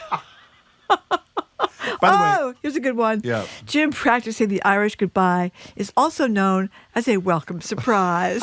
Oh, that's a good. By the way, speaking of that first texter is right. What do we say every Christmas time to each other? I don't know. What do we say? Everybody in the media is invited to what? I'd say an average of 11 Christmas parties. We're not. We're invited to none. I know. Why is that? Nobody invites us to any Christmas party. So I have to admit that person sort of nailed it. It's not just me. You would think people would be inviting to everything. I think it's something we said I think here. I've contaminated you in a way. Let's go to Tim and Natick. We're talking about, I guess, Irish exit is the appropriate terminology. Hi there, Tim. Welcome. Hi, I'm an Irishman by birth. Yeah, got it. Anyway, I just want to let you know that I work in retail, and every Saturday I have to be at work at 9 o'clock. Yeah. So what I do is, while we're having the party, it's getting pretty close to 11, I go into the bedroom, put on my pajamas, put on my pajama coat, what do they call them, bathrobe, whatever. Yeah, bathrobes. And then they come out and they said, you know something? You guys can stay. But I'm going to bed. I like it. And they all understand well. They know that I work retail, and I have to be there at 9 o'clock in the morning. You know what Tim left out of his story that makes it so great? He doesn't even live in these places. That's what's really... Tim, that was a good one. He has a bathrobe at every party, just ready in case. At every kind of thing. Well, somebody texted before. I can't find it now. They said they went out. They would say, I got to get something in my car. And they go out to the car and they just don't come back. I've done that. Yeah, and something's in my car. By the way, nobody, for those who are guilt-ridden like you were, you live on guilt. Nobody knows that you didn't come back. And nobody cares. And most people don't care. And by the way, the key, let me explain something in terms of politeness. What you do when you leave, if you haven't said goodbye to the host or hostess kind of thing, is you text them and say, I'm so sorry, I didn't get to say goodbye. Fabulous event. And you see, you covered your bases. That's plenty. It's plenty. Here's Donna, who's thought this through on the other side. Say what? If someone doesn't have the decency to say goodbye, they will not be invited back. Wow. What I do is I wait until one other person says goodbye and leaves. Then I scoot over to the host or hostess and say, me too, bye. Well, let me tell you, the thing that requires the greatest personal strength is to be willing to be the first person to leave. That's tough. And I have some pride. That's tough. I feel some pride in saying that I am often the first person to go. That's right. You got to be bold. After you got one to or say two if you stand for something or you don't. Stampede. Exactly. Let's go to Pamela in your car. You're next on Boston Public Radio. Hi, Pamela. Well, let me tell you, the thing that requires... You got to turn the radio down, Pamela. Meanwhile, I'll read a text. The Please. Italian double cheek kiss goodbye takes forever. It drives my kid crazy. He hates having to get smooched by all the old Italian ladies, and they love grabbing his cheeks. So maybe that's why he hates Who's it. that from? Jamie, our producer. Exactly. Yep. Pamela, we're ready for you. Hi. No, we're not. Pamela, we're going to have you turn your radio down, and then we'll get right back to you. So don't go away. We'll take another call, and we'll come right back to Pamela. You got to turn your radio down, everybody, once when you're online or whatever you call that. 877-301-8970. Yeah. I had friends who'd never leave. I tell them I was going to the bathroom, then I go to bed and let them leave when they wanted to. Well, that is a little weird. Yeah. If you're hosting, it's your house. That's really hard. That's a good what? I'm so good at the Irish exit. They often don't even know I was there, says Mike in Boston. But by the way, this is Tim, I think it was Tim, who said, we're talking about someone who's leaving an event at somebody else's. Right. We should add to this the Tim issue. What do you do if it's at your house? Yeah. And without being really rude, you can't really leave. Even though we read a story. Did you see the guy did an Irish exit at his own wedding? Did you read that before it's in our pile? That was the father. Oh, was the father? Oh, was? I think so. No, I think it was a text, you mean? I don't know. It was a guy. It was a story read. Kara in Plymouth, welcome to the show. Hi. Hi, first time caller. I can't believe this is the topic. Well, we're glad you did. So many things I feel strongly about. Go ahead. I am a big fan of the Irish exit, but I think it's because I was traumatized by the Midwest exit. Yeah. Growing up. Well, tell us what happened. It is literally an hour-long process. Yeah. And it's offensive if you don't do it. Because if you say, oh, you get up to say goodbye, and if the other it's a dance, it's just a dance. The other person has to say, oh, no, really, do you have to leave yet? And they say, oh, yeah, we have to. And then, so, like, my parents were offended if they would say, oh, well, we should get going. If the other people stood up to help them go to the door, well, we're never going back there. We didn't feel welcome. They were anxious for us to leave. That is great. Like, oh my gosh! Are you a Midwestern person? Absolutely painful. Yeah, I grew up in Wisconsin. That is fabulous. It's just a dance, and you have to do all the parts of the dance, or you offend somebody.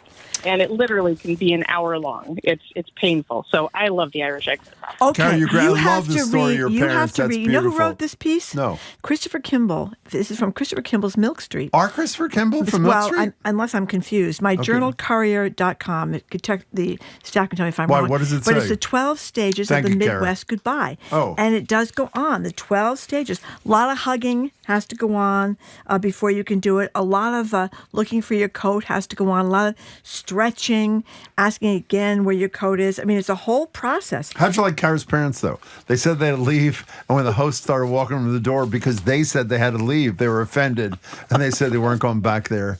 You know what the key is? There are two choices, it seems to me, and only two choices. Either the Irish exit, which we've described quite well, or whoever that texter was. If you're not going to leave without any giving notice to anybody, then you have to do the middle of the room exit thing that person described. You get to the middle of the event, and you loudly say to everybody, wave and say bye, everybody, so you don't have to go down the line, you know? I mean, it's just not right. You're right about the bride who left her own wedding. You're Was right the bride? about that. Yep. She said, I didn't say goodbye to anybody except my mom and my new husband before exiting my wedding with my best friend. She said goodbye to her new husband? She did say goodbye to her husband, yep. And she went off with her best with friend? Her best friend. I don't know if the marriage is going to go well. I'm not sure. Kylie, you're in Barnstable. Welcome to the show. Hi, Kylie. What's up? Marjorie, you guys, I love you. A Thanks. long-time listener, third-time caller. We love that. Thank you so much. What's up?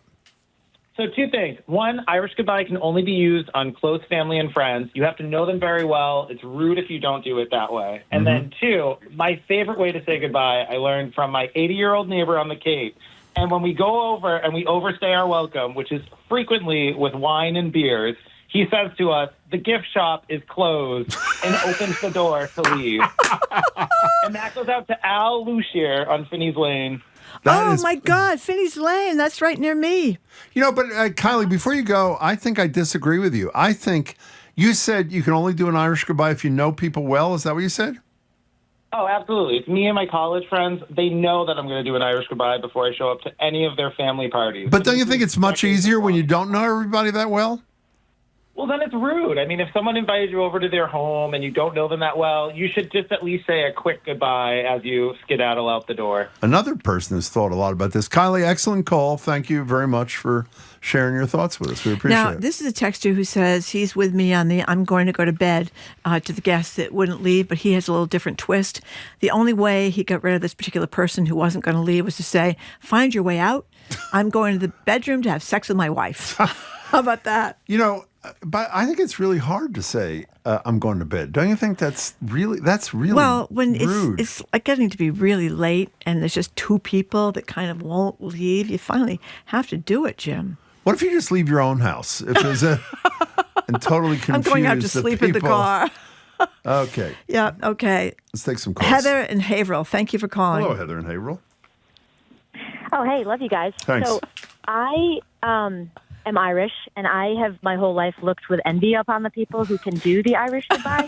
My Irish guilt prevents me from doing it. So, like, people like the dine and dash at Mass, like after communion, I see them leave the church, and I'm like, oh, that must be nice. I can never do that. I did it once when I was 12. I never did it again. You know, yeah. So, like, yeah, I'm like, take me with you, but it's part of the fatalism, you know? It's like, you can't have what other people have. Yeah, you gotta plan that carefully and hope that a lot of people don't see you doing that, right? Yeah. But where does the guilt come from? Marjorie has what you have. She has the same I don't know. level of guilt. Where does it come from, Heather? How much time do you have, Jim? I don't know. I mean, it's decades on decades, generational trauma. I don't know. We're just not as good as other people. I don't leave. I do the dishes. You know, I put the kids to bed. I can't. Like, That's right. Then, you know? Heather, that was spectacular. That was she does really the dishes. I love that one. Thank you for the call. We Here's appreciate it. Mitch in New That was Bedford. great. I do the orange goodbye. I just yell out that everyone is being very disrespectful, and I storm out the door. Everyone's being very unfair. Being very really unfair. good.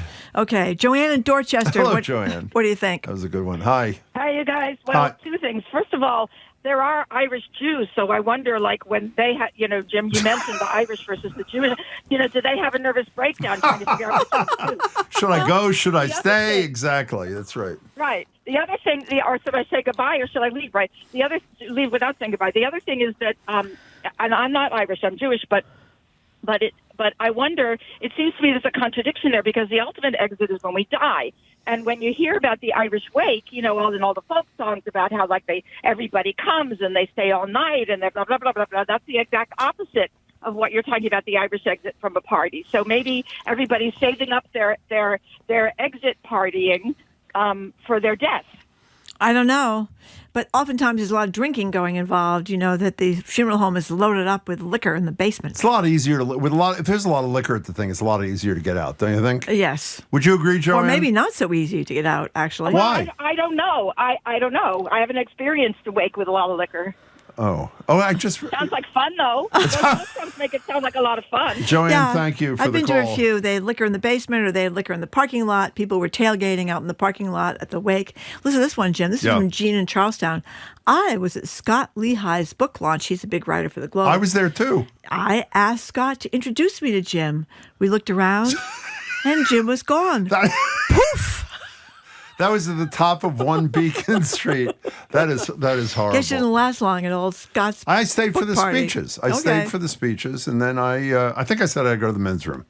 And that's another one. By the way, for those who are guilt-ridden and don't have the skills that some of us have in terms of the exit, all you say is you got to go to the men's room or the women's room or the whatever room. And that's and again, 9 times out of 10, nobody's going to know. And if they do know and they send you a note, you send them a nice text back. Just think this through, Well, a couple of people said that you can solve the problem by sending a text or a card. I always send a text, even if I don't receive one. I'm so sorry I missed you as I was looking for you, is what you're supposed to say. Okay. And then you say, I'm sorry I missed you. And that's it. All your bases are covered. Anonymous text says, bring a toddler to a party, and then people are always happy to have you leave, which is actually another good point there. This is rent a toddler. This is a joke about the Irish drinking too much, but I'll read it anyway. Well, you're Irish. You can do that. Okay. Thank you for enlightening me. I thought the Irish goodbye was doing the last beer and last shot and blacking out in the corner. That's horrible. That is really. It is bad. Margie's Irish. She I'm read Irish. that. That's right. Send her the I've seen that a few times in my life. Let's go to Diane in Hingham. Hi. Hi, guys. I think the Dean Martin story tops everybody. What is it? So, Dean Martin loved to golf, and his wife loved to have parties. So she would throw a really big party. I think he's famous for doing this a couple of times. And there would be he would go to bed because he'd be up to play golf early, and there'd be a noise complaint, and the police would come, and he would call the police. A noise complaint. Shut down his party. That's pretty good. For those who do not know Dean Martin, most who do know think he was the king of the roasts. He was also half of one of the most famous comedy teams. Yeah, he was always having a cocktail and a cigarette when he was doing his act, too. Diane, that's pretty good. Thank you for sharing that. We got to go here, but somebody points out you have to be very careful if you do the Irish goodbye, and then you realize everyone else is parked behind you and you can't get out of the driveway. By the way, that is torture. Yeah, then you have to go back in and ask everybody to move their car so you can leave. If you leave and cause have to a great scene. that is a real problem. That is awful.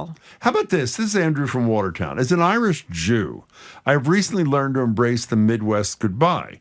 This is when you slap your hands on your knees, give out an exaggerated well, and stand up and promptly leave. See, I consider that to be so much ruder because you're basically saying to people, I had enough of you. Just slink out of the damn room and all will be fine. Let's go to Margot in New Hampshire. You would be next on Boston Public Radio. Hi, Margot. Welcome. Hi there. Hi there. So I'm not Irish, but I don't like long, drawn-out goodbyes. Nor do I. So especially at family gatherings, which is usually at my son's house, I just leave, and then I'll text one of my boys and say, I'm gone. And so it's up to them to, if anyone says, where did she go? They can just say, I guess she left. And I don't have to deal with any of it. And this is exactly what I do. I text after I do the Irish exit thing. Nobody's ever offended, right? It's fine. No. And both of my kids are same like-minded as I am, like enough is enough of people. Yeah. So when it's time to go, it's time to go. You know what, Margot, thanks for a great call. You know what we should have? I hadn't even thought of this. What? Is just like when you go to a restaurant, mostly during was it COVID or post-COVID, 90-minute limit kind of thing. Wouldn't it be great if you could go to a party and the deal in advance, the host says, this is going to be I've never heard of this, a 90-minute party. Yeah. So you really like gin it up big time for 90 minutes so it reaches a real crescendo. Fever pitch. And then it's over. So you don't have to do an Irish exit. You don't have to do a Jewish stay or whatever it is. By the way, for those who just tuned in, because we're getting texts about this, here's what the difference between the two things is. The Irish exit, as it is called, is you leave, but you don't say goodbye. The Jewish exit is you say goodbye, but you never leave. And I can say that one too, because I'm sort of Jewish. Which we're getting a lot of texts on, goes on forever. Yeah. You could be there for 2 or 3 hours. Yeah. Here's one that I haven't considered. What is that? My friend's father, David, would pull out the vacuum cleaner and start vacuuming around the guests until they got the message. That's from Bella in Rockport. Okay. We only have time for one more. You pick it. Okay. Barbara in Hyannis. Hi, Barbara. Hello, Barbara in Hyannis. Hi. Hi. I wanted to say I left a party once without saying anything, and almost started a 13-state search party. I mean, people were very alarmed that I was gone, and fortunately they came to my house where I was there. It was a neighbor's house. Wow. Otherwise, it would have been very embarrassing. And I just had a thought about a party that you want to limit. I'm going to call it happy hour. A happy hour? Oh, that's actually a good way. But by the way, Barbara, I gave the example of how you deal with it. If you do the Irish exit and you're worried they're going to come searching for you because they actually know that you did leave, that they know you're not there anymore. As soon as you're out the door, you text, as I said, to the host, and you say, "I'm really sorry. I looked for you. I had to go. It was wonderful," and you covered all your bases. So try that. And call us in the morning. Barbara, thank you very much for the show, the call. Mike from Wilmington says, my wife does the Irish make goodbye, cleans up the whole place before she leaves. That's pretty good. We got to go, Marjorie. We got to go. Okay. We're moving on. Thank you all. Appreciate it. Okay, because we have to talk about Chuck. We're going to talk with Chuck Todd up next. To talk to him. No, we don't have to, but we're very anxious to talk to him. We are. And we have our new media analysis segment, Press Play, and who better to be our media analyst than Chuck Todd. He's joining us on Zoom up next. You're listening to Boston Public Radio, 89.7 GBH. We are broadcasting in Brighton, and we are streaming at youtube.com/GBH News.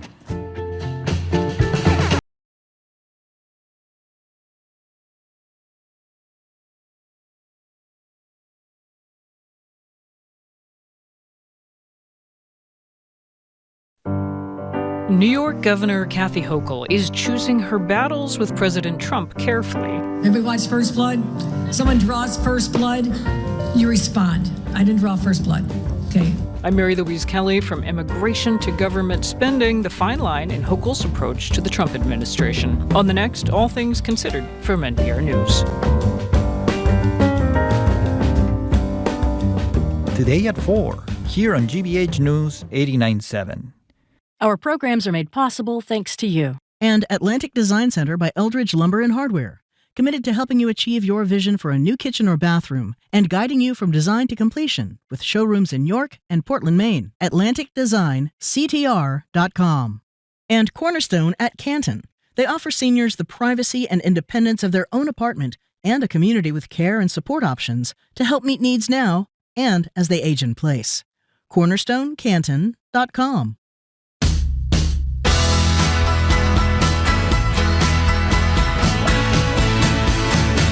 Welcome back to Boston Public Radio. Marjorie Egan and Jim Browder. Streaming at youtube.com/GBH News.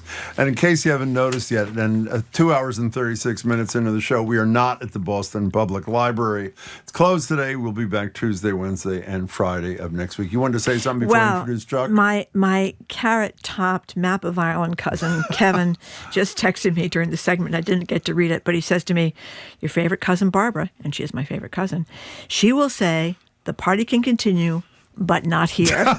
That's actually pretty good. Yeah, that's We're a good closing one. out the Thank week you, Kevin. with this week's edition of our media analysis segment, Press Play.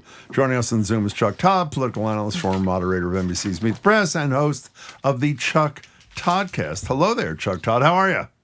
I'm pretty good. You know what I miss? What? Is the babysitter excuse. That used to be my exit. Yeah. Right? You know? That's a great one. Babysitter. I gotta go. Gotta get out of there. You know, because it's, I am, for Washington events, I'm an Irish exit person. Yeah. But when you're at somebody's house, you know, there's nothing like that old babysitter excuse. I miss it. It's the only reason that my wife and I thought about a third kid. I mean, it was babysitter excuse. That is a good one. That is true. That is true. I'm surprised we didn't get that one. Kids got to get home. We got to get home because of the kids and the babysitter. So Chuck Todd, this is our media analysis segment this week, and we're dying to know what you think about the Washington Post. People may know that the Washington Post is owned by Jeff Bezos, who owns Amazon, and the Post put a kibosh on this editorial endorsing Kamala Harris before the election. This cartoonist left the Post under pressure because, or actually, was she fired? She leave under pressure. No, she quit because they killed her cartoon with all of the billionaires on bended knee to Trump. You know, Ruth Marcus, who's been there since the 90s, she just left because she thought that they were tinkering with her column. I mean, there's been a lot of bad stuff there, a total kind of bended knee, some would say, toward President Trump. So what do you make of it? Look, it's just as a consumer of the Post, as somebody who has watched the Post go through these various identity crises over the last 35 years as a reader, you know, I've always felt as if I was lucky to have the Washington Post as my local paper for the longest time, because so many, I mean, you know, in the 90s, I used to say the Boston Globe was one of the 5 best papers, you know, but you can't say that anymore, right? The Boston Globe is a shell of what it once was. And here the Washington Post for so long was not a shell of what it once was. Like, it continued to be what it is. Look, it's just the way they're going about it. You know, Bezos couldn't be disappointing me more. I go back, and it's something I wrote in an Atlantic piece critiquing his decision at the time. That was just the editorial decision, where, you know, it's funny, you know, he could have started a second editorial board. Who said, I go back to this, why have one editorial board? Who has made this rule that a news organization has to have one? If he was worried about that, then have two.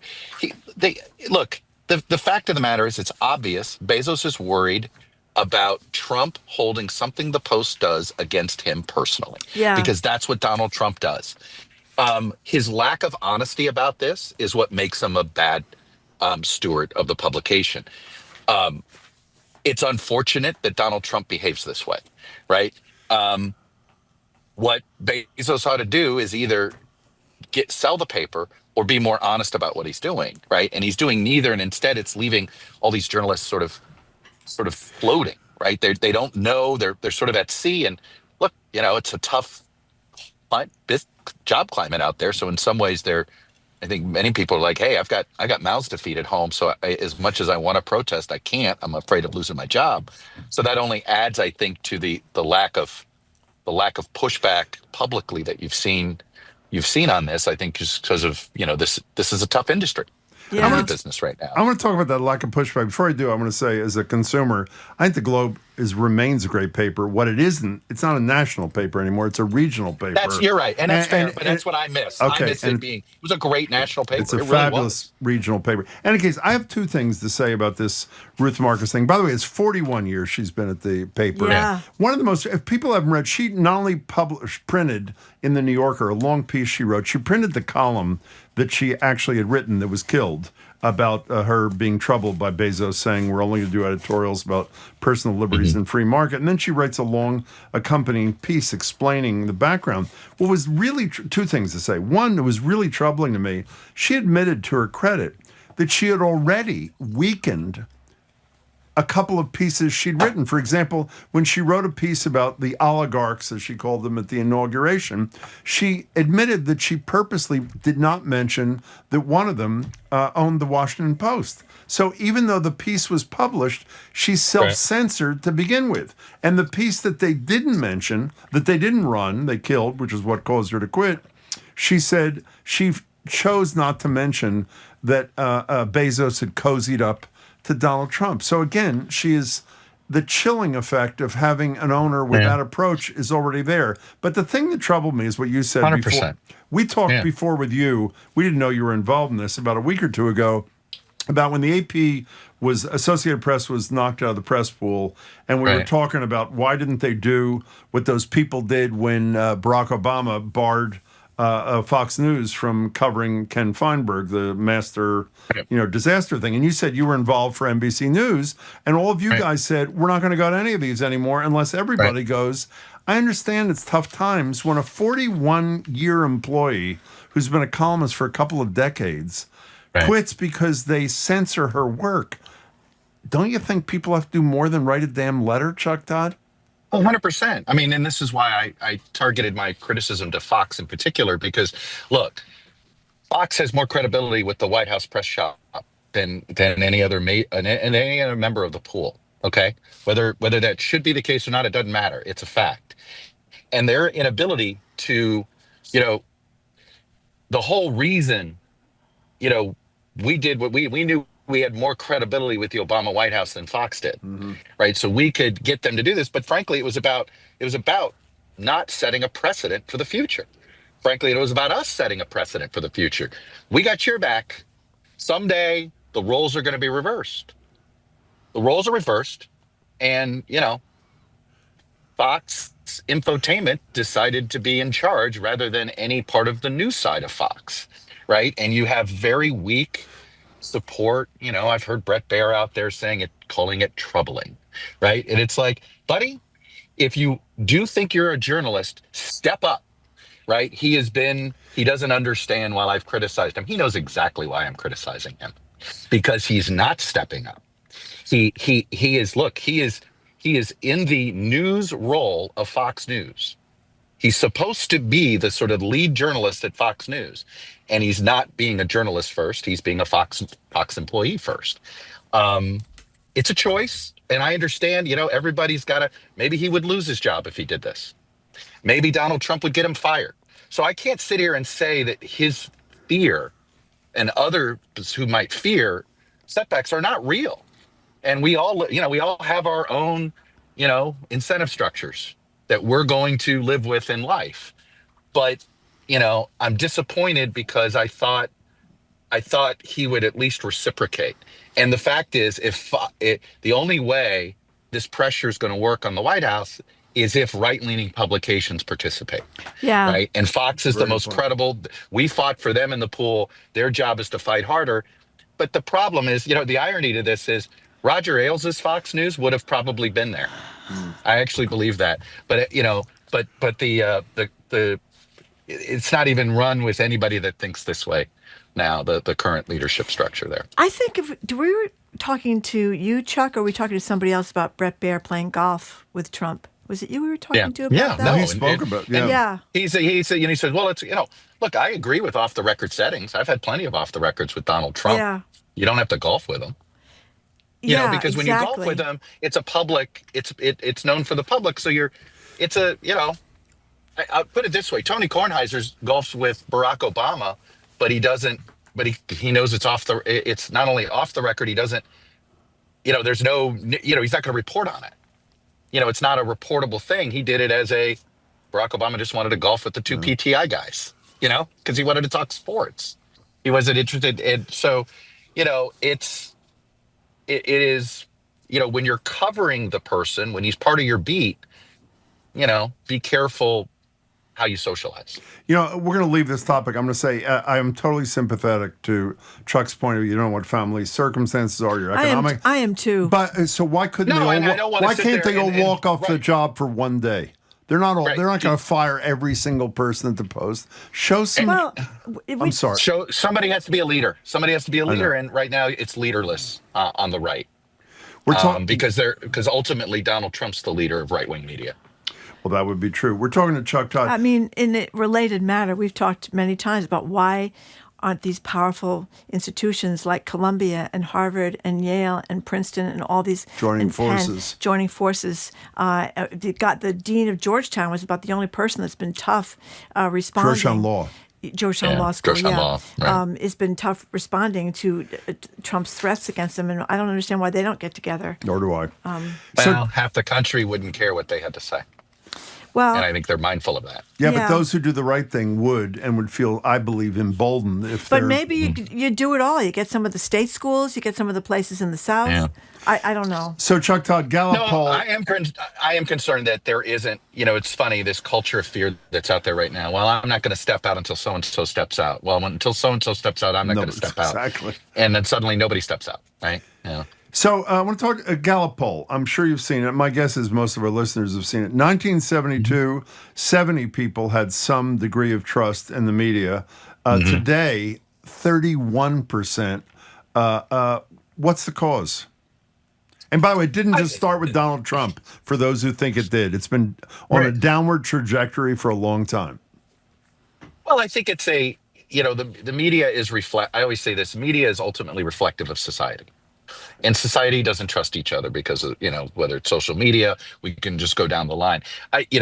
There certainly was, there are moments where journalism earned their distrust, right? Weapons of mass destruction is a big one, and if you actually, I've gone through this, think about all the current generations that are alive, right? The boomers had Vietnam and Watergate as the big lies of government. Yeah. And that was, that's why there's government distrust among the boomers, right? Why conspiracy theories are so easy to spread among boomers, because they lived through two of the bigger ones, right? That were exposed, three of the bigger ones, right? If Kennedy, Vietnam, and Watergate. Gen X and and millennials have Iraq War, so the weapons of mass destruction is a big one. But I'd also sort of say the tabloidification of news, right, with O.J. Simpson, the decision by CNN back in the day that the Simpson trial should be what a news channel should cover nonstop for 6 straight months, right? So it thereby creating the soap operification, the entertainment, the infotainment aspect of this. So it certainly has been. It's taken decades to get to this point. It wasn't going to happen overnight. So there's a lot of this contribution. But the biggest factor in why there's so distrust in media is that every day somebody says they don't trust the media, right? It's like there is this sort of pile-on effect where if you say something enough, people eventually think it's true. The irony is that there's better journalism today than there was 30 years ago. There's more factual information available today than there was 30 years ago. The problem is there's also more crap, right, in the information ecosystem today than there was 30. I used to call it the high end of AM radio, right?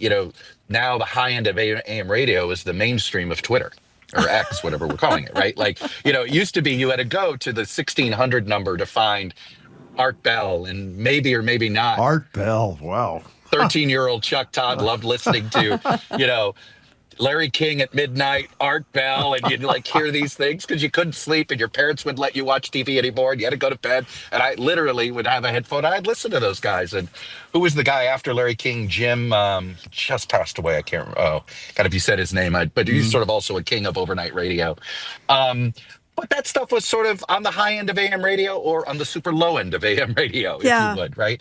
And it all got mainstream. So there is a part of me that think, part of the of what I would say good journalism organizations have is bad press, bad PR right now, because what is media, right? Exactly. What is media? The media is or the media are.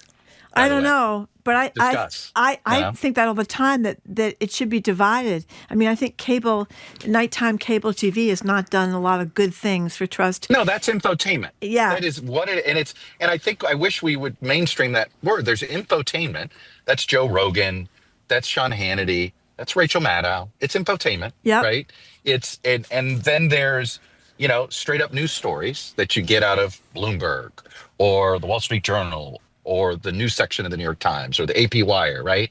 And so some of this is media literacy, right? And perhaps we need to be better about how different things are identified.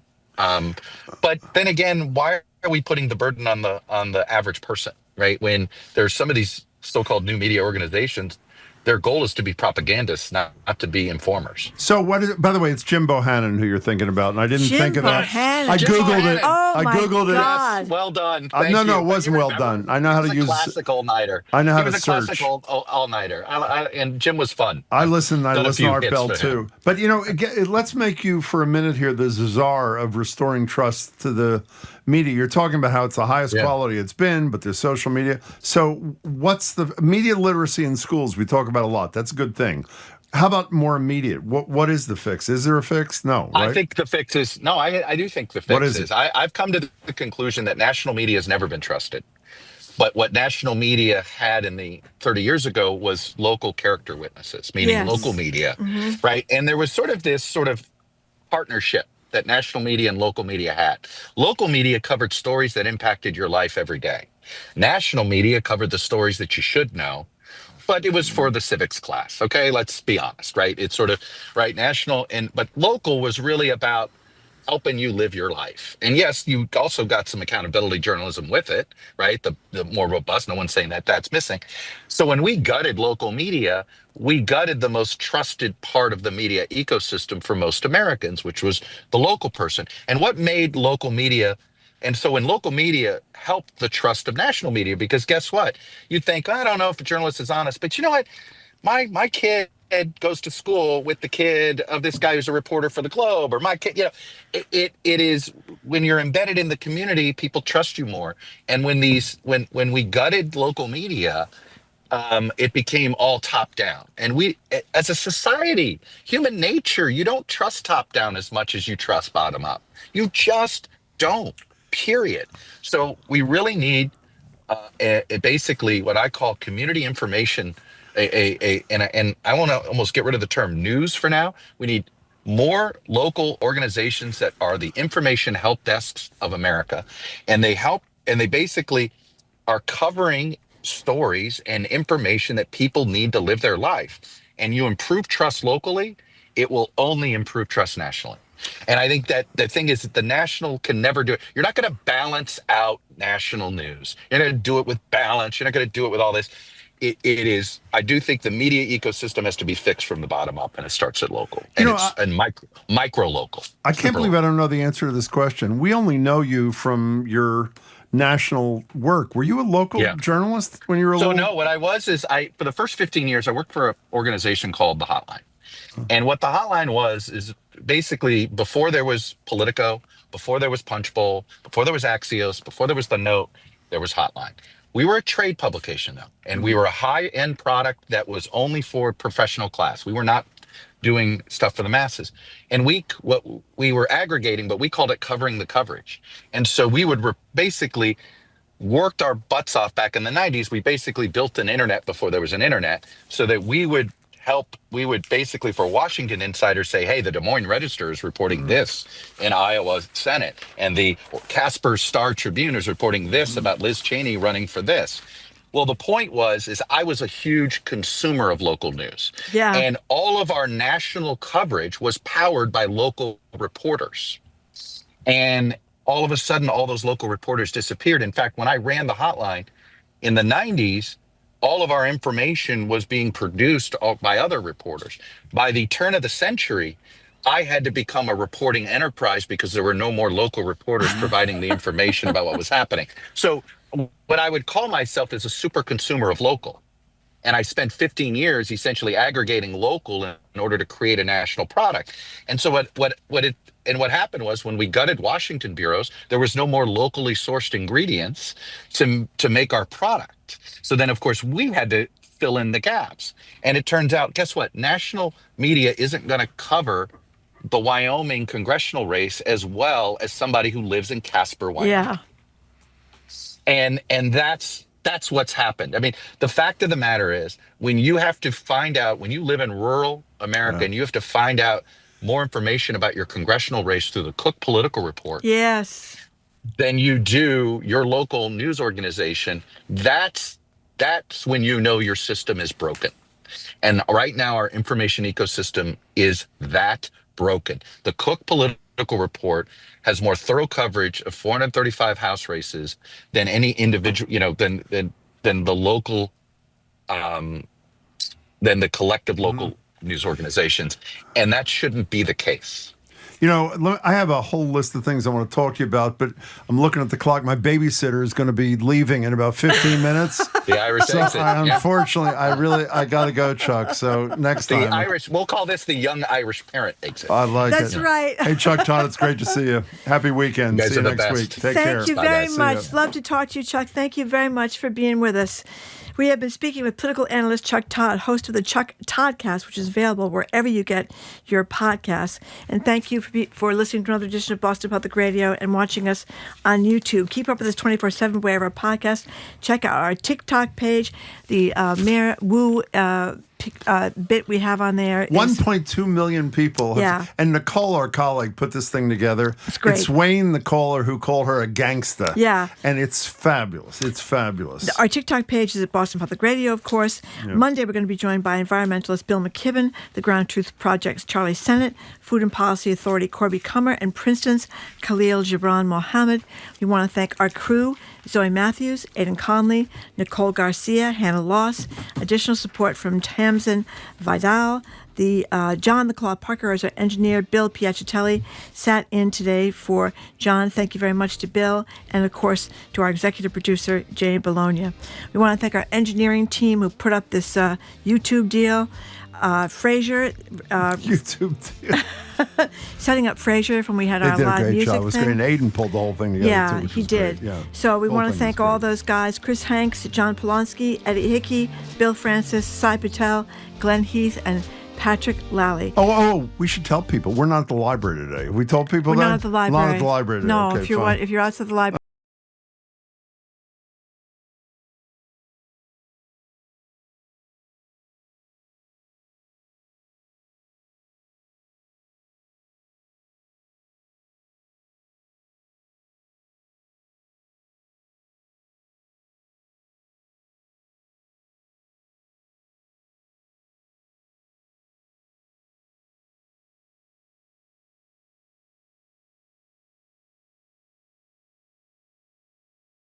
What's interesting? What's going on around town? We're talking all things arts and culture on The Culture Show, next on GBH 89.7. Funding for our programs comes from you. And Boston Ballet, presenting Swan Lake. This timeless love story features thrilling dancing, masterful music, and breathtaking sets. On stage now through March 16th. Official tickets at bostonballet.org. In 2002, George Harrison was remembered with a memorial concert at London's Royal Albert Hall, featuring Tom Petty, Paul McCartney, and many others. It's a fitting tribute for when he was fab. It's the concert for George tonight at 9 on GBH2. You're listening to 89.7 WGBH HD1 Boston. Online at gbhnews.org.